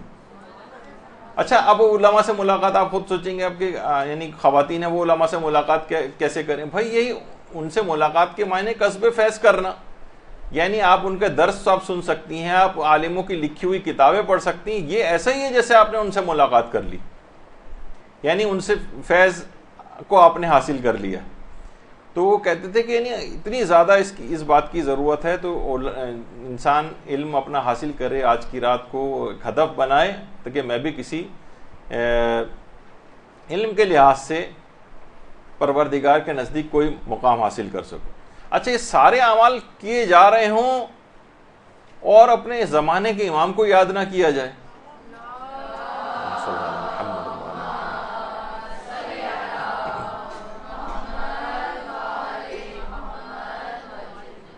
آیت اللہ وحید خراسانی، آیت اللہ وحید خراسانی روزانہ سورہ توحید پڑھنے کی بہت سفارش کرتے ہیں اور فرماتے ہیں یہ آج کی رات کا جو بہت سے تحائف ہیں ان کے اندر سے ایک تحفہ آیت اللہ وحید خراسانی کی طرف سے سمجھی.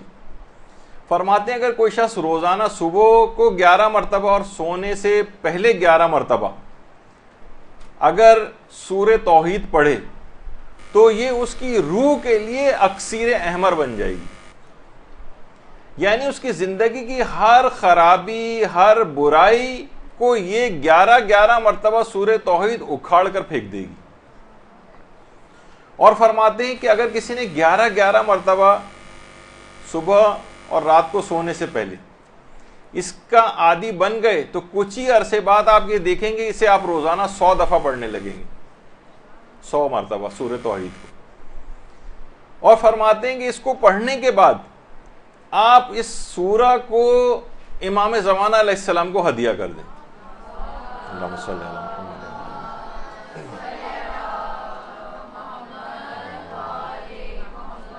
اچھا، فرماتے ہیں کہ تمام جتنی بھی شیعہ روایات ہیں، جتنی بھی سنی روایات ہیں، ان میں یہ بات آئی ہے کہ ایک بار بھی اگر کوئی شخص سورہ توحید پڑھتا ہے تو اسے ثلث قرآن پڑھنے کا ثواب ملتا ہے، 1/3 قرآن.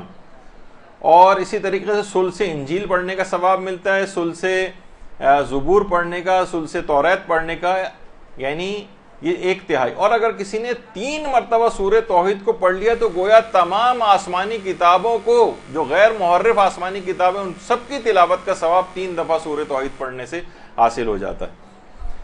تو آج کی رات کو اس طرح سے اس کو آئیڈیل اور بابرکت بنا لیں کہ عہد کریں کہ روزانہ 11 مرتبہ صبح اور 11 مرتبہ شام کو پڑھنے کے بعد اس کو میں ہدیہ کروں گی امام زمانہ علیہ السلام کو. وہ کیا فرماتے ہیں آپ کی روح کے لیے اکسیر احمر بن جائے گی. زندگی کی ہر خرابی، برائی اور کمی وہ اکھاڑ کر آپ کی زندگی سے نکال کر پھینک دے گی یہ سورہ توحید. ایک تو یہ ہے، فرماتے ہیں کہ اس کا آیت اللہ وحید خراسانی فرماتے ہیں کہ سورے کا امام زمانہ کو ہدیہ کرنے کا بالکل ایک خاص اثر ہے، جو بہت کم سوروں کو ایسا اثر حاصل ہے کہ جو خاص طور پر سورہ توحید کو امام زمانہ کو ہدیہ کرنے کا اثر ہے۔ فرماتے ہیں کہ اس کو ہدیہ کرنے کا فائدہ یہ ہے کہ یہ ہدیہ کبھی امام زمانہ کی بارگاہ سے رد نہیں ہوتا۔ اللہم صلی علی محمد و علی محمد۔ تو سورہ توحید کو امام زمانہ علیہ السلام کو 11 مرتبہ پڑھ کے ہدیہ کریں اور روزانہ کی پروگرام میں شامل کر لیں کہ مجھے یہ کرنا ہے، کیلنڈر پہ مارک کر لیں کہ میں روزانہ اس طرح سے کروں گی۔ اور دوسرا ایک اور سورہ ہے جسے آیت اللہ وحید خراسانی بہت تاکید فرماتے ہیں، اور وہ ہے سورہ یاسین۔ فرماتے ہیں کہ اس سے بھی امام زمانہ کو ہدیہ کرنے کا اتنا ثواب ہے کہ دنیا اور آخرت کی تمام سعادتیں آپ کو حاصل ہو جائیں گی اگر آپ نے اس کو پڑھ کر امام زمانہ کو ہدیہ کیا۔ تو اس رات کو ہرگز اسے فراموش نہ کریں، ان سوروں کو بھی۔ امام زمانہ علیہ السلام کی بہت خاص عنایت اور نظر کرم آپ پر ہو جائے گی۔ امام زمانہ ان دونوں سوروں کو جب ان کی خدمت میں ہدیہ ہو کر پہنچتے ہیں تو ایک خاص عنایت اور خاص نظر کرم سے وہ اپنے اس ماننے والے کو دیکھتے ہیں، اور آپ کو پتہ ہے کہ ایک مرتبہ بھی ان کی نظر کرم ہو جائے تو سارا بیڑا پار ہو جائے گا اور تمام ہر طرح کی سعادتیں آپ کو حاصل ہو جائیں گی، اور ایک خاص قلبی تعلق امام کا آپ سے پیدا ہو جائے گا اور آپ کا امام سے پیدا ہو جائے گا۔ کہہ رہے ہیں یہ دو سورہ ایسے ہیں یہ خاص قلبی تعلق پیدا کر دیتے ہیں۔ آیت اللہ بہجت فرما رہے تھے ایک دفعہ کہ قم کا ایک علاقہ جاسب جس کا نام، تو وہاں پر لوگ اونٹوں اور خچروں پہ سوار ہو کر زیارت امام رضا کے لیے قم سے جایا کرتے تھے۔ جب وہ قافلہ زیارت کر کے واپس آیا تو دیکھا کہ بوڑھا بہت شدید گرمی میں اور گھاس وغیرہ اٹھا رہا ہے خچروں کے اوپر اور اونٹ کے اوپر لاد کے لے جا رہا ہے۔ تو جو مشہد کے جو زائرین تھے اس بوڑھے کو برا بھلا کہنے لگے، کہا کہ اتنے بڑھاپے میں بھی تم اس دنیاوی چکروں کے اندر پڑے ہوئے ہو، اس عمر میں تمہیں چاہیے کہ جاتے اور مشہد جا کے زیارت وغیرہ کرتے، جس طرح ایک متکبرانہ کا انداز ہو جاتا ہے نا زائرین کا، بہت کچھ زائرین کا۔ تو اس بوڑھے نے کہا کہ اچھا تم جب زیارت امام رضا کے لیے گئے تو تم نے جب سلام کیا تھا امام کو تو کیا امام نے جواب سلام دیا تھا؟ کہا کہ نہیں، ہمیں تو کوئی جواب سلام تو نہیں آیا۔ اس بوڑھے نے کھڑے کھڑے وہیں مشہد کی طرف رخ کیا اور آٹھویں امام کو سلام کیا۔ تمام لوگوں نے واضح طور پر جواب سلام سنا۔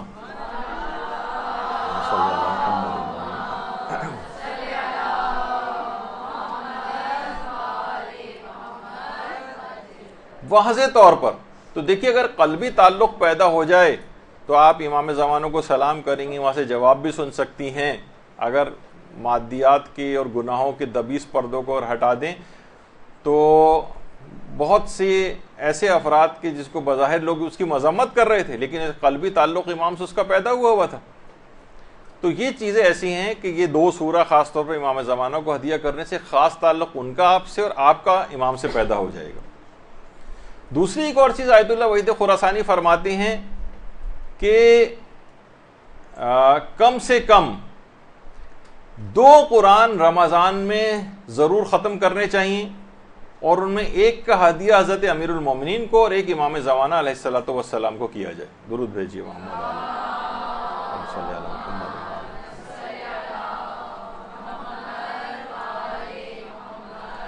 تلاوت قرآن۔ تلاوت قرآن بھی روزانہ کے ہدف میں کچھ نہ کچھ ضرور شامل کریں۔ کتنے تلاوتوں کے پروگرام حرم کے اندر ہوتے ہیں، مختلف حرموں میں ہوتے ہیں باقاعدہ، اور انسان کو چاہیے کہ روزانہ کے پروگرامز میں کچھ نہ کچھ ایسی چیزیں ضرور شامل کریں۔ فرماتے ہیں کیونکہ یہ رمضان جو ہے حضرت امیر المومنین اور امام زمانہ علیہ السلام کا مہینہ ہے تو 2 قرآن کوشش کر کے اس میں ختم کرنے چاہیے۔ اس دفعہ تو چلیں موقع کے ہاتھ سے نکل گیا ہے، بہت سے لوگ زیادہ تر 1 قرآن ختم کر پائیں، لیکن آئندہ سال سے عہد کریں، نیت کریں کہ میں 2 قرآن ختم کروں گی، ایک حضرت امیر کو اور ایک امام زمانہ علیہ السلام کو ہدیہ کروں گی۔ اور یہ بھی ہے کہ یہ رات جو ہے یہ اصل میں معنویات اور روحانیت کا ایک بہت بڑا حصہ اس رات سے آپ لے سکتی ہیں۔ یہ جو روحانیت اس رات کو آپ کشید کریں گی، جو آپ کو حاصل ہوگی، یہ سارا سال آپ کے کام آئے گی. آیت اللہ وحید خراسانی فرماتے ہیں کہ 4 باتیں ایسی ہیں جن سے آپ اپنی روحانیت کو بہت قوی کر سکتی ہیں. 4 طریقہ آیت اللہ وحید خراسانی نے بتائے. پہلا طریقہ یہ ہے کہ ہر نماز کو اول وقت میں پڑھا جائے. وہ تو آپ نے اس دفعہ آپ نے سن ہی لیا کہ اس کو اپنی زندگی میں رائج کرنا ہے. دوسرا فرماتے ہیں نماز فجر کے بعد دعائے عہد پڑھنا. نماز فجر کے بعد دعائے عہد. تیسری چیز ہے سورہ یاسین پڑھ کر اس کا ہدیہ حضرت زہرا سلام اللہ علیہا کو کرنا. اللہم صلی علی محمد.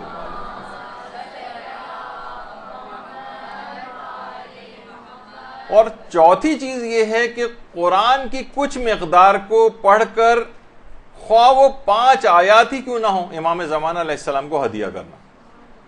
یہ 4 چیزیں ایسی ہیں: نماز اول وقت، نماز فجر کے بعد دعا عہد، سورہ یاسین پڑھ کر حضرت زہرا کو ہدیہ، قرآن کی کچھ مقدار کو روزانہ پڑھ کر خواہ وہ 5 آیات ہی کیوں نہ ہوں امام زمانہ کو ہدیہ. فرماتے ہیں معنویات اور روحانیت کے خزانے اس کو مل جائیں گے. اتنی اہم چیز ہے.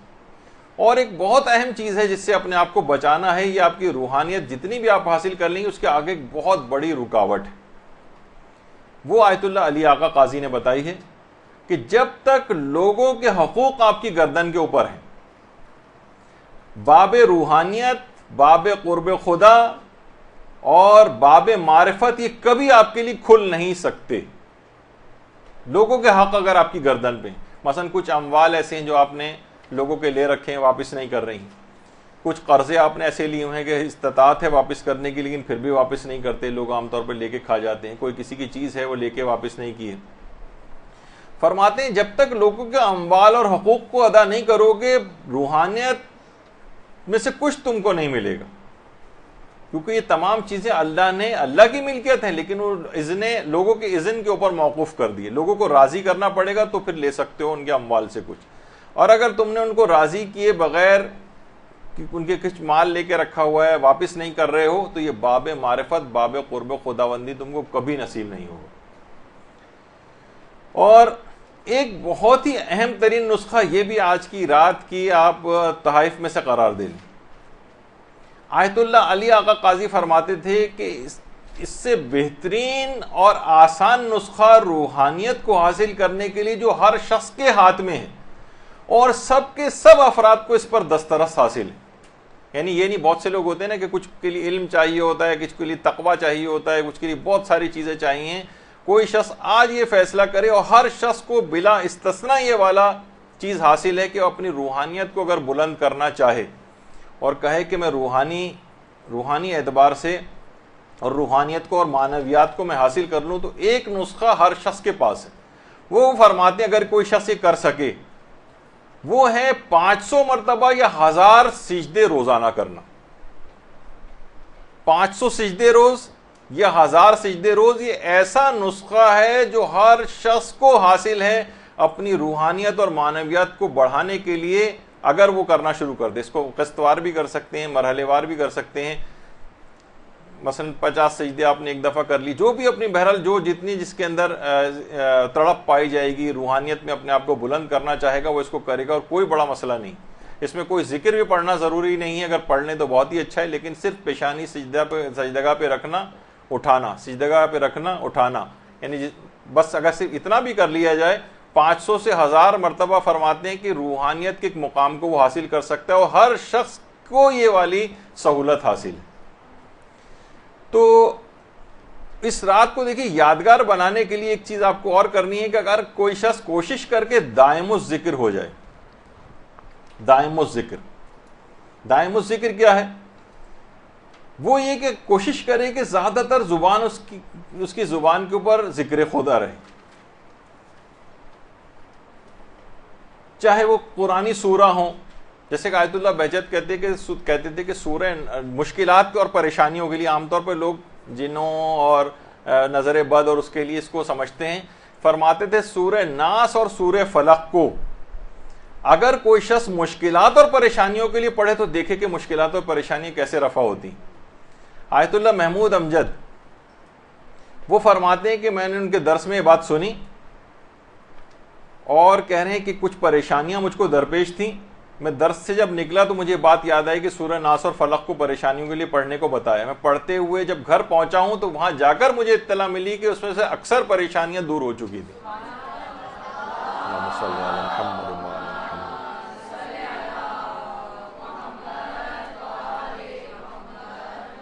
تو ہر وقت زبان کے اوپر ذکر خدا ذکر خدا ذکر خدا. یہی وجہ ہے کہ جو تسبیح موجودات ہیں، یعنی آپ کی جو تسبیح ہے وہ کائنات کی ہر چیز تسبیح کر رہی، ہر چیز تسبیح کر رہی. آیت اللہ محمد حسین طباطبائی فرماتے تھے کہ مثلا یہ دیواریں ہیں، یہ دروازے ہیں، اس کے اندر جو مثلا لوہا لگا ہوا ہے، اس کے اندر جو سیمنٹ اور بجری ہے، ایک ایک ذرہ خدا کی تسبیح کر رہا. تو یہ سب خدا کی تسبیح میں لگے ہوئے ہیں. تو جس وقت آپ بھی تسبیح کرنے لگتے ہیں تو آپ کی تسبیح تسبیح موجودات کے ساتھ ہم آہنگ ہو جاتی، اور تمام مشکلات اور پریشانیاں، آپ کی روحانیت کے اندر جتنی کمی ہے، سب دور ہونے لگتی. تو کوشش کریں کہ اس رات دائم الذکر بن جائے، یعنی نیت کریں کہ میں اکثر و بیشتر اپنے روزانہ کے اذکار ایسے بنائیں، باقاعدہ ایک کاپی مینٹین کریں کہ آج مجھے یہ تسبیح، یہ ذکر خدا، یہ نام خدا، یہ اسم خدا، اس کی تلاوت کرنی ہے، اتنی بار کرنی ہے. تو پھر اس کے بعد جب وہ اتنا زیادہ، جب آدمی دائم الذکر ہو جاتا ہے نا، تو پھر وہ ہر وقت اپنے آپ کو محضر خدا کے اندر دیکھتا ہے، اللہ کی بارگاہ میں گویا موجود ہے. جب اللہ کی بارگاہ میں اپنے آپ کو ہر وقت پائے گا تو پھر وہ گناہ کی طرف نہیں جائے گا. یہ ایک خصوصیت اس کے اندر ہے کہ انسان پھر گناہ کی طرف نہیں جاتا ہے. اور یہ وجہ ہے کہ ہمارے علماء میں مرزا مہدی آشتیانی، یہ اتنے دائم الذکر تھے، یہ والی صلاحیت ان کے اندر پیدا ہو گئی تھی ہر وقت ذکر خدا کی، کہ جس وقت ان کی حالت احتضار آئی تھی تو اس وقت بھی یا رحمان و یا رحیم، یا رحمان و یا رحیم کا ورد کر رہے تھے. اور تیسری دفعہ ذکر کے بعد ہی ان کی روح عالم بالا کی طرف پرواز کر گئی تھی. یعنی دائم الذکر ہونے کا ایک فائدہ یہ ہے کہ انسان کے مرتے وقت بھی ذکر خدا اس کی زبان کے اوپر رہتا. اچھا، اسی طریقے سے باقاعدہ آیت اللہ عبد الحسین الامینی جو صاحب غدیر ہیں، انہوں نے بھی یہ بات لکھی ہے اپنی کتاب کے اندر کہ شیخ علی فومنی رشتی، یہ ایک عالم گزرے ہیں، تصویر اتنی زیادہ ان کی واضح نہیں ہے لیکن بہرحال، تو یہ وجہت وجہیہ للذی فطر السماوات والارض والی قرآنی آیت پڑھتے ہوئے جان آفریں کے سپرد کی. یعنی اگر دائم الذکر انسان ہو جائے تو آخری کلمہ زبان پر اس کے لازمی طور پر ذکر خدا ہوتا ہے. دیکھیے علماء اتنے بابرکت اور بافضیلت ہو جاتے ہیں، کتنے ایسے مشکل حالات بھی ان کے اوپر آتے ہیں. ملا محسن ملائری ایک عالم گزرے فرماتے ہیں کہ میرے والد سناتے تھے کہ آیت اللہ کاظم یزدی جو صاحب عروہ کہلاتے ہیں، عروۃ الوثقی جن کی کتاب ہے جس پہ سارے علماء حاشیے لکھتے ہیں، کہہ رہے ہیں ہر وقت ذکر خدا میں زبان مشغول رہتی تھی، انتہائی مقدس عالم دین تھے. یہ خود ان کے والد فرماتے ہیں ایک دفعہ آیت اللہ کاظم یزدی حرم امیر المومنین میں دعائے سماعت کی تلاوت کر رہے تھے.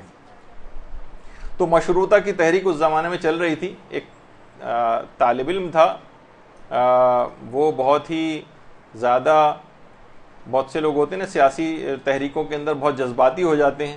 حرم امیر المومنین کاظم یزدی بیٹھے ہوئے ہیں، وہ طالب علم آیا اور جلتا ہوا سیگار ان کی گردن کی پشت پہ لگا کے چلا گیا. کاظم یزدی نے صرف ایک نگاہ اٹھا کر اس نوجوان کو دیکھا اور منہ سے کچھ بھی نہیں کہا. کہہ رہے کچھ ہی دن بعد ہم نے دیکھا کہ وہ طالب علم کے اسی ہاتھ میں ایک پھوڑا سا نمودار ہوا اور اس کے بعد پورا ہاتھ کاٹنا پڑ گیا.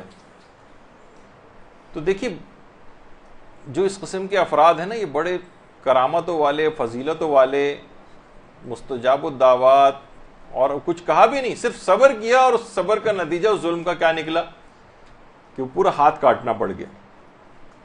اور اس لحاظ سے خاص طور پر اس رات کو ایک زیارت آپ کو فراموش نہیں کرنی ہے، اور وہ زیارت عاشورہ ہے، کیونکہ یہ تمام حاجات کی قبولیت کے لیے اور بارگاہ خداوندی سے کوئی شخص نا امید نہیں لوٹے گا. روایت میں یہ بات آئی، اور خدا نے اپنی عزت و جلال کی قسم کھائی کہ جو بھی اس زیارت کو اور اس دعا کو جو اس کے ساتھ پڑھی جاتی ہے پڑھے گا تو اس کی تمام حاجات قبول کی جائیں گی. یہی وجہ ہے کہ ہمارے علماء میں آیت اللہ شیخ حسین غروی اصفہانی کمپانی، انہوں نے باقاعدہ دعا کی تھی کہ پروردگار موت سے پہلے حالت احتضار میں میری زبان پر آخری کلمہ زیارت عاشورہ ہو. اور کہہ رہے ہیں جب حالت احتضار آئی تو شیخ حسین غروی اصفہانی کمپانی نے پوری زیارت عاشورہ پڑھی اور زیارت عاشورہ کے پڑھتے ہی ان کا انتقال ہو گیا، دعا قبول ہوئی ان کی. اسی درود بھیجیے محمد علیہ محمد صلی اللہ علیہ وسلم.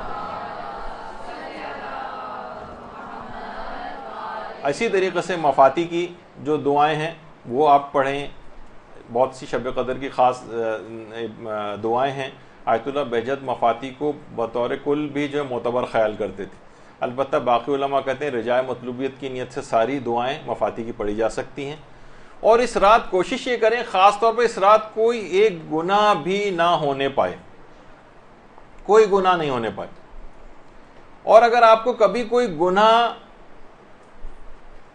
آپ کو اپنا سابقہ کوئی گناہ یاد آ جائے تو فوراً توبہ کر لینی چاہیے. آیت اللہ جواد عاملی نے بڑا اچھا جملہ کہا ہے کہ اگر آپ کو اپنے سابقہ گناہ میں سے کوئی گناہ یاد آئے تو شکر خدا انجام دیں، شکر پروردگار انجام دیں. یاد دہانی کے طور پر آپ کو توبہ کے لیے یاد دلایا گیا. یہ جو گناہ یاد آیا ہے نا، اس وجہ سے اللہ نے آپ کو یاد دلایا کہ آپ توبہ کی طرف مائل ہو جائیں. اس کے معنی یہ فرماتے ہیں کہ پروردگار کا ارادہ ہے کہ آپ کو معاف کرے گا، جبھی اس نے آپ کو وہ گناہ یاد دلوایا ہے. اس کا ارادہ ہے کہ وہ گناہ کو معاف کرے گا. اور ہمارے علماء میں سے آیت اللہ محمد علی جاویدہ وہ یہ فرماتے ہیں کہ ترک گناہ کے لیے امام زمانہ سے توسل سب سے بہترین ہے. اور اس کا ایک طریقہ بھی، امام زمانہ سے کیسے توسل کریں کہ ہم سے گناہ نہ ہونے پائیں. وہ فرماتے ہیں کہ روزانہ ایک مرتبہ صبح اور ایک مرتبہ شام استغاثہ امام زمانہ ضرور پڑھیں. یہ آپ دیکھ لیجئے گا دعاؤں کی کتابوں میں اور جگہوں پہ موجود ہے، استغاثہ با امام زمانہ. اور ایک نماز استغاثہ ایک شہزادی کے نام سے بھی ایک وہ ہے، اس کے لیے آج میرے پاس اتنا وقت نہیں کہ بتا سکوں. بہرحال ایک استغاثہ حضرت زہرا اور ایک استغاثہ امام زمانہ. اور فرماتے ہیں کہ دوسری ایک اور چیز کہ جس کے توسل سے یعنی امام زمانہ کا آپ توسل کریں گے ان کے ذریعے تو آپ گناہوں سے خود بخود بچی رہیں گی، وہ ہے زیارت آل یاسین پڑھنا. زیارت آل یاسین، گناہوں سے بچ جائیں گے. اور گناہوں کو جب یاد کریں تو کچھ نہ کچھ اس رات کو آنسو ضرور بہائیں سابقہ گناہوں کو یاد کر کے، کیونکہ آنسو بارگاہ خداوندی میں داخلے کی اجازت ہوتے ہیں. یہ اذن دخول نہیں کہلاتا، ایک گویا پروردگار عالم کی بارگاہ میں داخل ہونے کا اذن دخول ہے، آنسو کا آ جانا. اور اس کے معنی یہی ہیں کہ پھر وہ دعا اور وہ توبہ انشاءاللہ آج کی رات آپ کی قبول ہو جائے گی. اور کتنی بھی عمر ہو، بوڑھے بزرگ افراد کو بھی کوشش کر کے ان کو بھی آج کی رات کوشش کریں کہ اعمال کو ضرور انجام دلوائیں. بوڑھے اور بزرگ افراد بھی، بچوں کو بھی کوشش کریں کہ ان کو اسی طریقے سے اگر جس قدر بھی ممکن ہو اگر یہ اعمال ان کو انجام دلوائیں. بچوں کو بھی بزرگوں کو بھی، اس میں کوئی استثناء نہیں کہ بوڑھے ہیں ان کو چھوڑو، نہیں، ان کو بھی کسی طور پر بھی عمل قرآن وغیرہ سب جو ہے وہ انجام دلوائیں. حتیٰ کہ بہت سے مریضوں کو بھی اگر ممکن ہو سکے اگر یہ کروانا تو مریضوں کو بھی یہ اعمال انجام دلوا دیں. لیکن ریاکاری وغیرہ کا کوئی عنصر اس کے اندر نہ ہو، سیلفیاں بنانے کا کوئی سلسلہ اس کے اندر نہ ہو، تو اس سے ایک غیر الہی ہدف کی طرف انسان چلا جاتا ہے. اور خاص طور پر اس رات کو اپنے مرحومین کو نہ بھولیں. مرحومین وہ آج کی رات بہت زیادہ، تو جتنے بھی اعمال آپ انجام دیں ان کو نیابت میں بھی انجام دیا جا سکتا ہے مرحومین کی، کہ یہ میں عمل قرآن کر رہی ہوں، یہ مثلا شب قدر کے عمل کر رہی ہوں، اس کا ثواب میرے فلاں فلاں مرحومین، حتیٰ کہ حضرت آدم سے لے کر قیامت تک آنے والے تمام مرحومین کے نام بھی اس ثواب کا ہدیہ کیا جا سکتا ہے. تو ان تمام چیزوں کو خیال کر کے اس رات کو کچھ ایسا آپ بنا لیں، باقاعدہ عہد کر لیں کہ اس رات کو آپ لازمی طور پر ان تمام اعمال کو انجام دیں گی. اور اس کے بعد آئندہ زندگی کے لحاظ سے ان کو کیسے پروگرامز کے اندر لے کر آئیں، یہ بھی آج کی رات کو آپ کو طے کرنا ہے. تو بہرحال گفتگو باتیں اس کے اندر ابھی اور بھی بیان ہو سکتی تھی، لیکن آج کیونکہ وقت کم ہے آپ کو بھی فوراً جا کے کچھ نہ کچھ آرام کرنا ہے تاکہ ساری رات جاگ کر عبادت کر سکیں. اور صرف جاگنا نہیں ہے بلکہ آئندہ زندگی میں بیدار رہنا ہے، جس کی طرف میں نے اشارہ کیا. پروردگار آپ کی تمام عبادت کو قبول فرمائے اور بہت ہی جلد ہمارے امام زمانہ علیہ السلام کا ظہور پر نور واقع ہو جائے۔ درود بھیجیے محمد و علیہ وسلم۔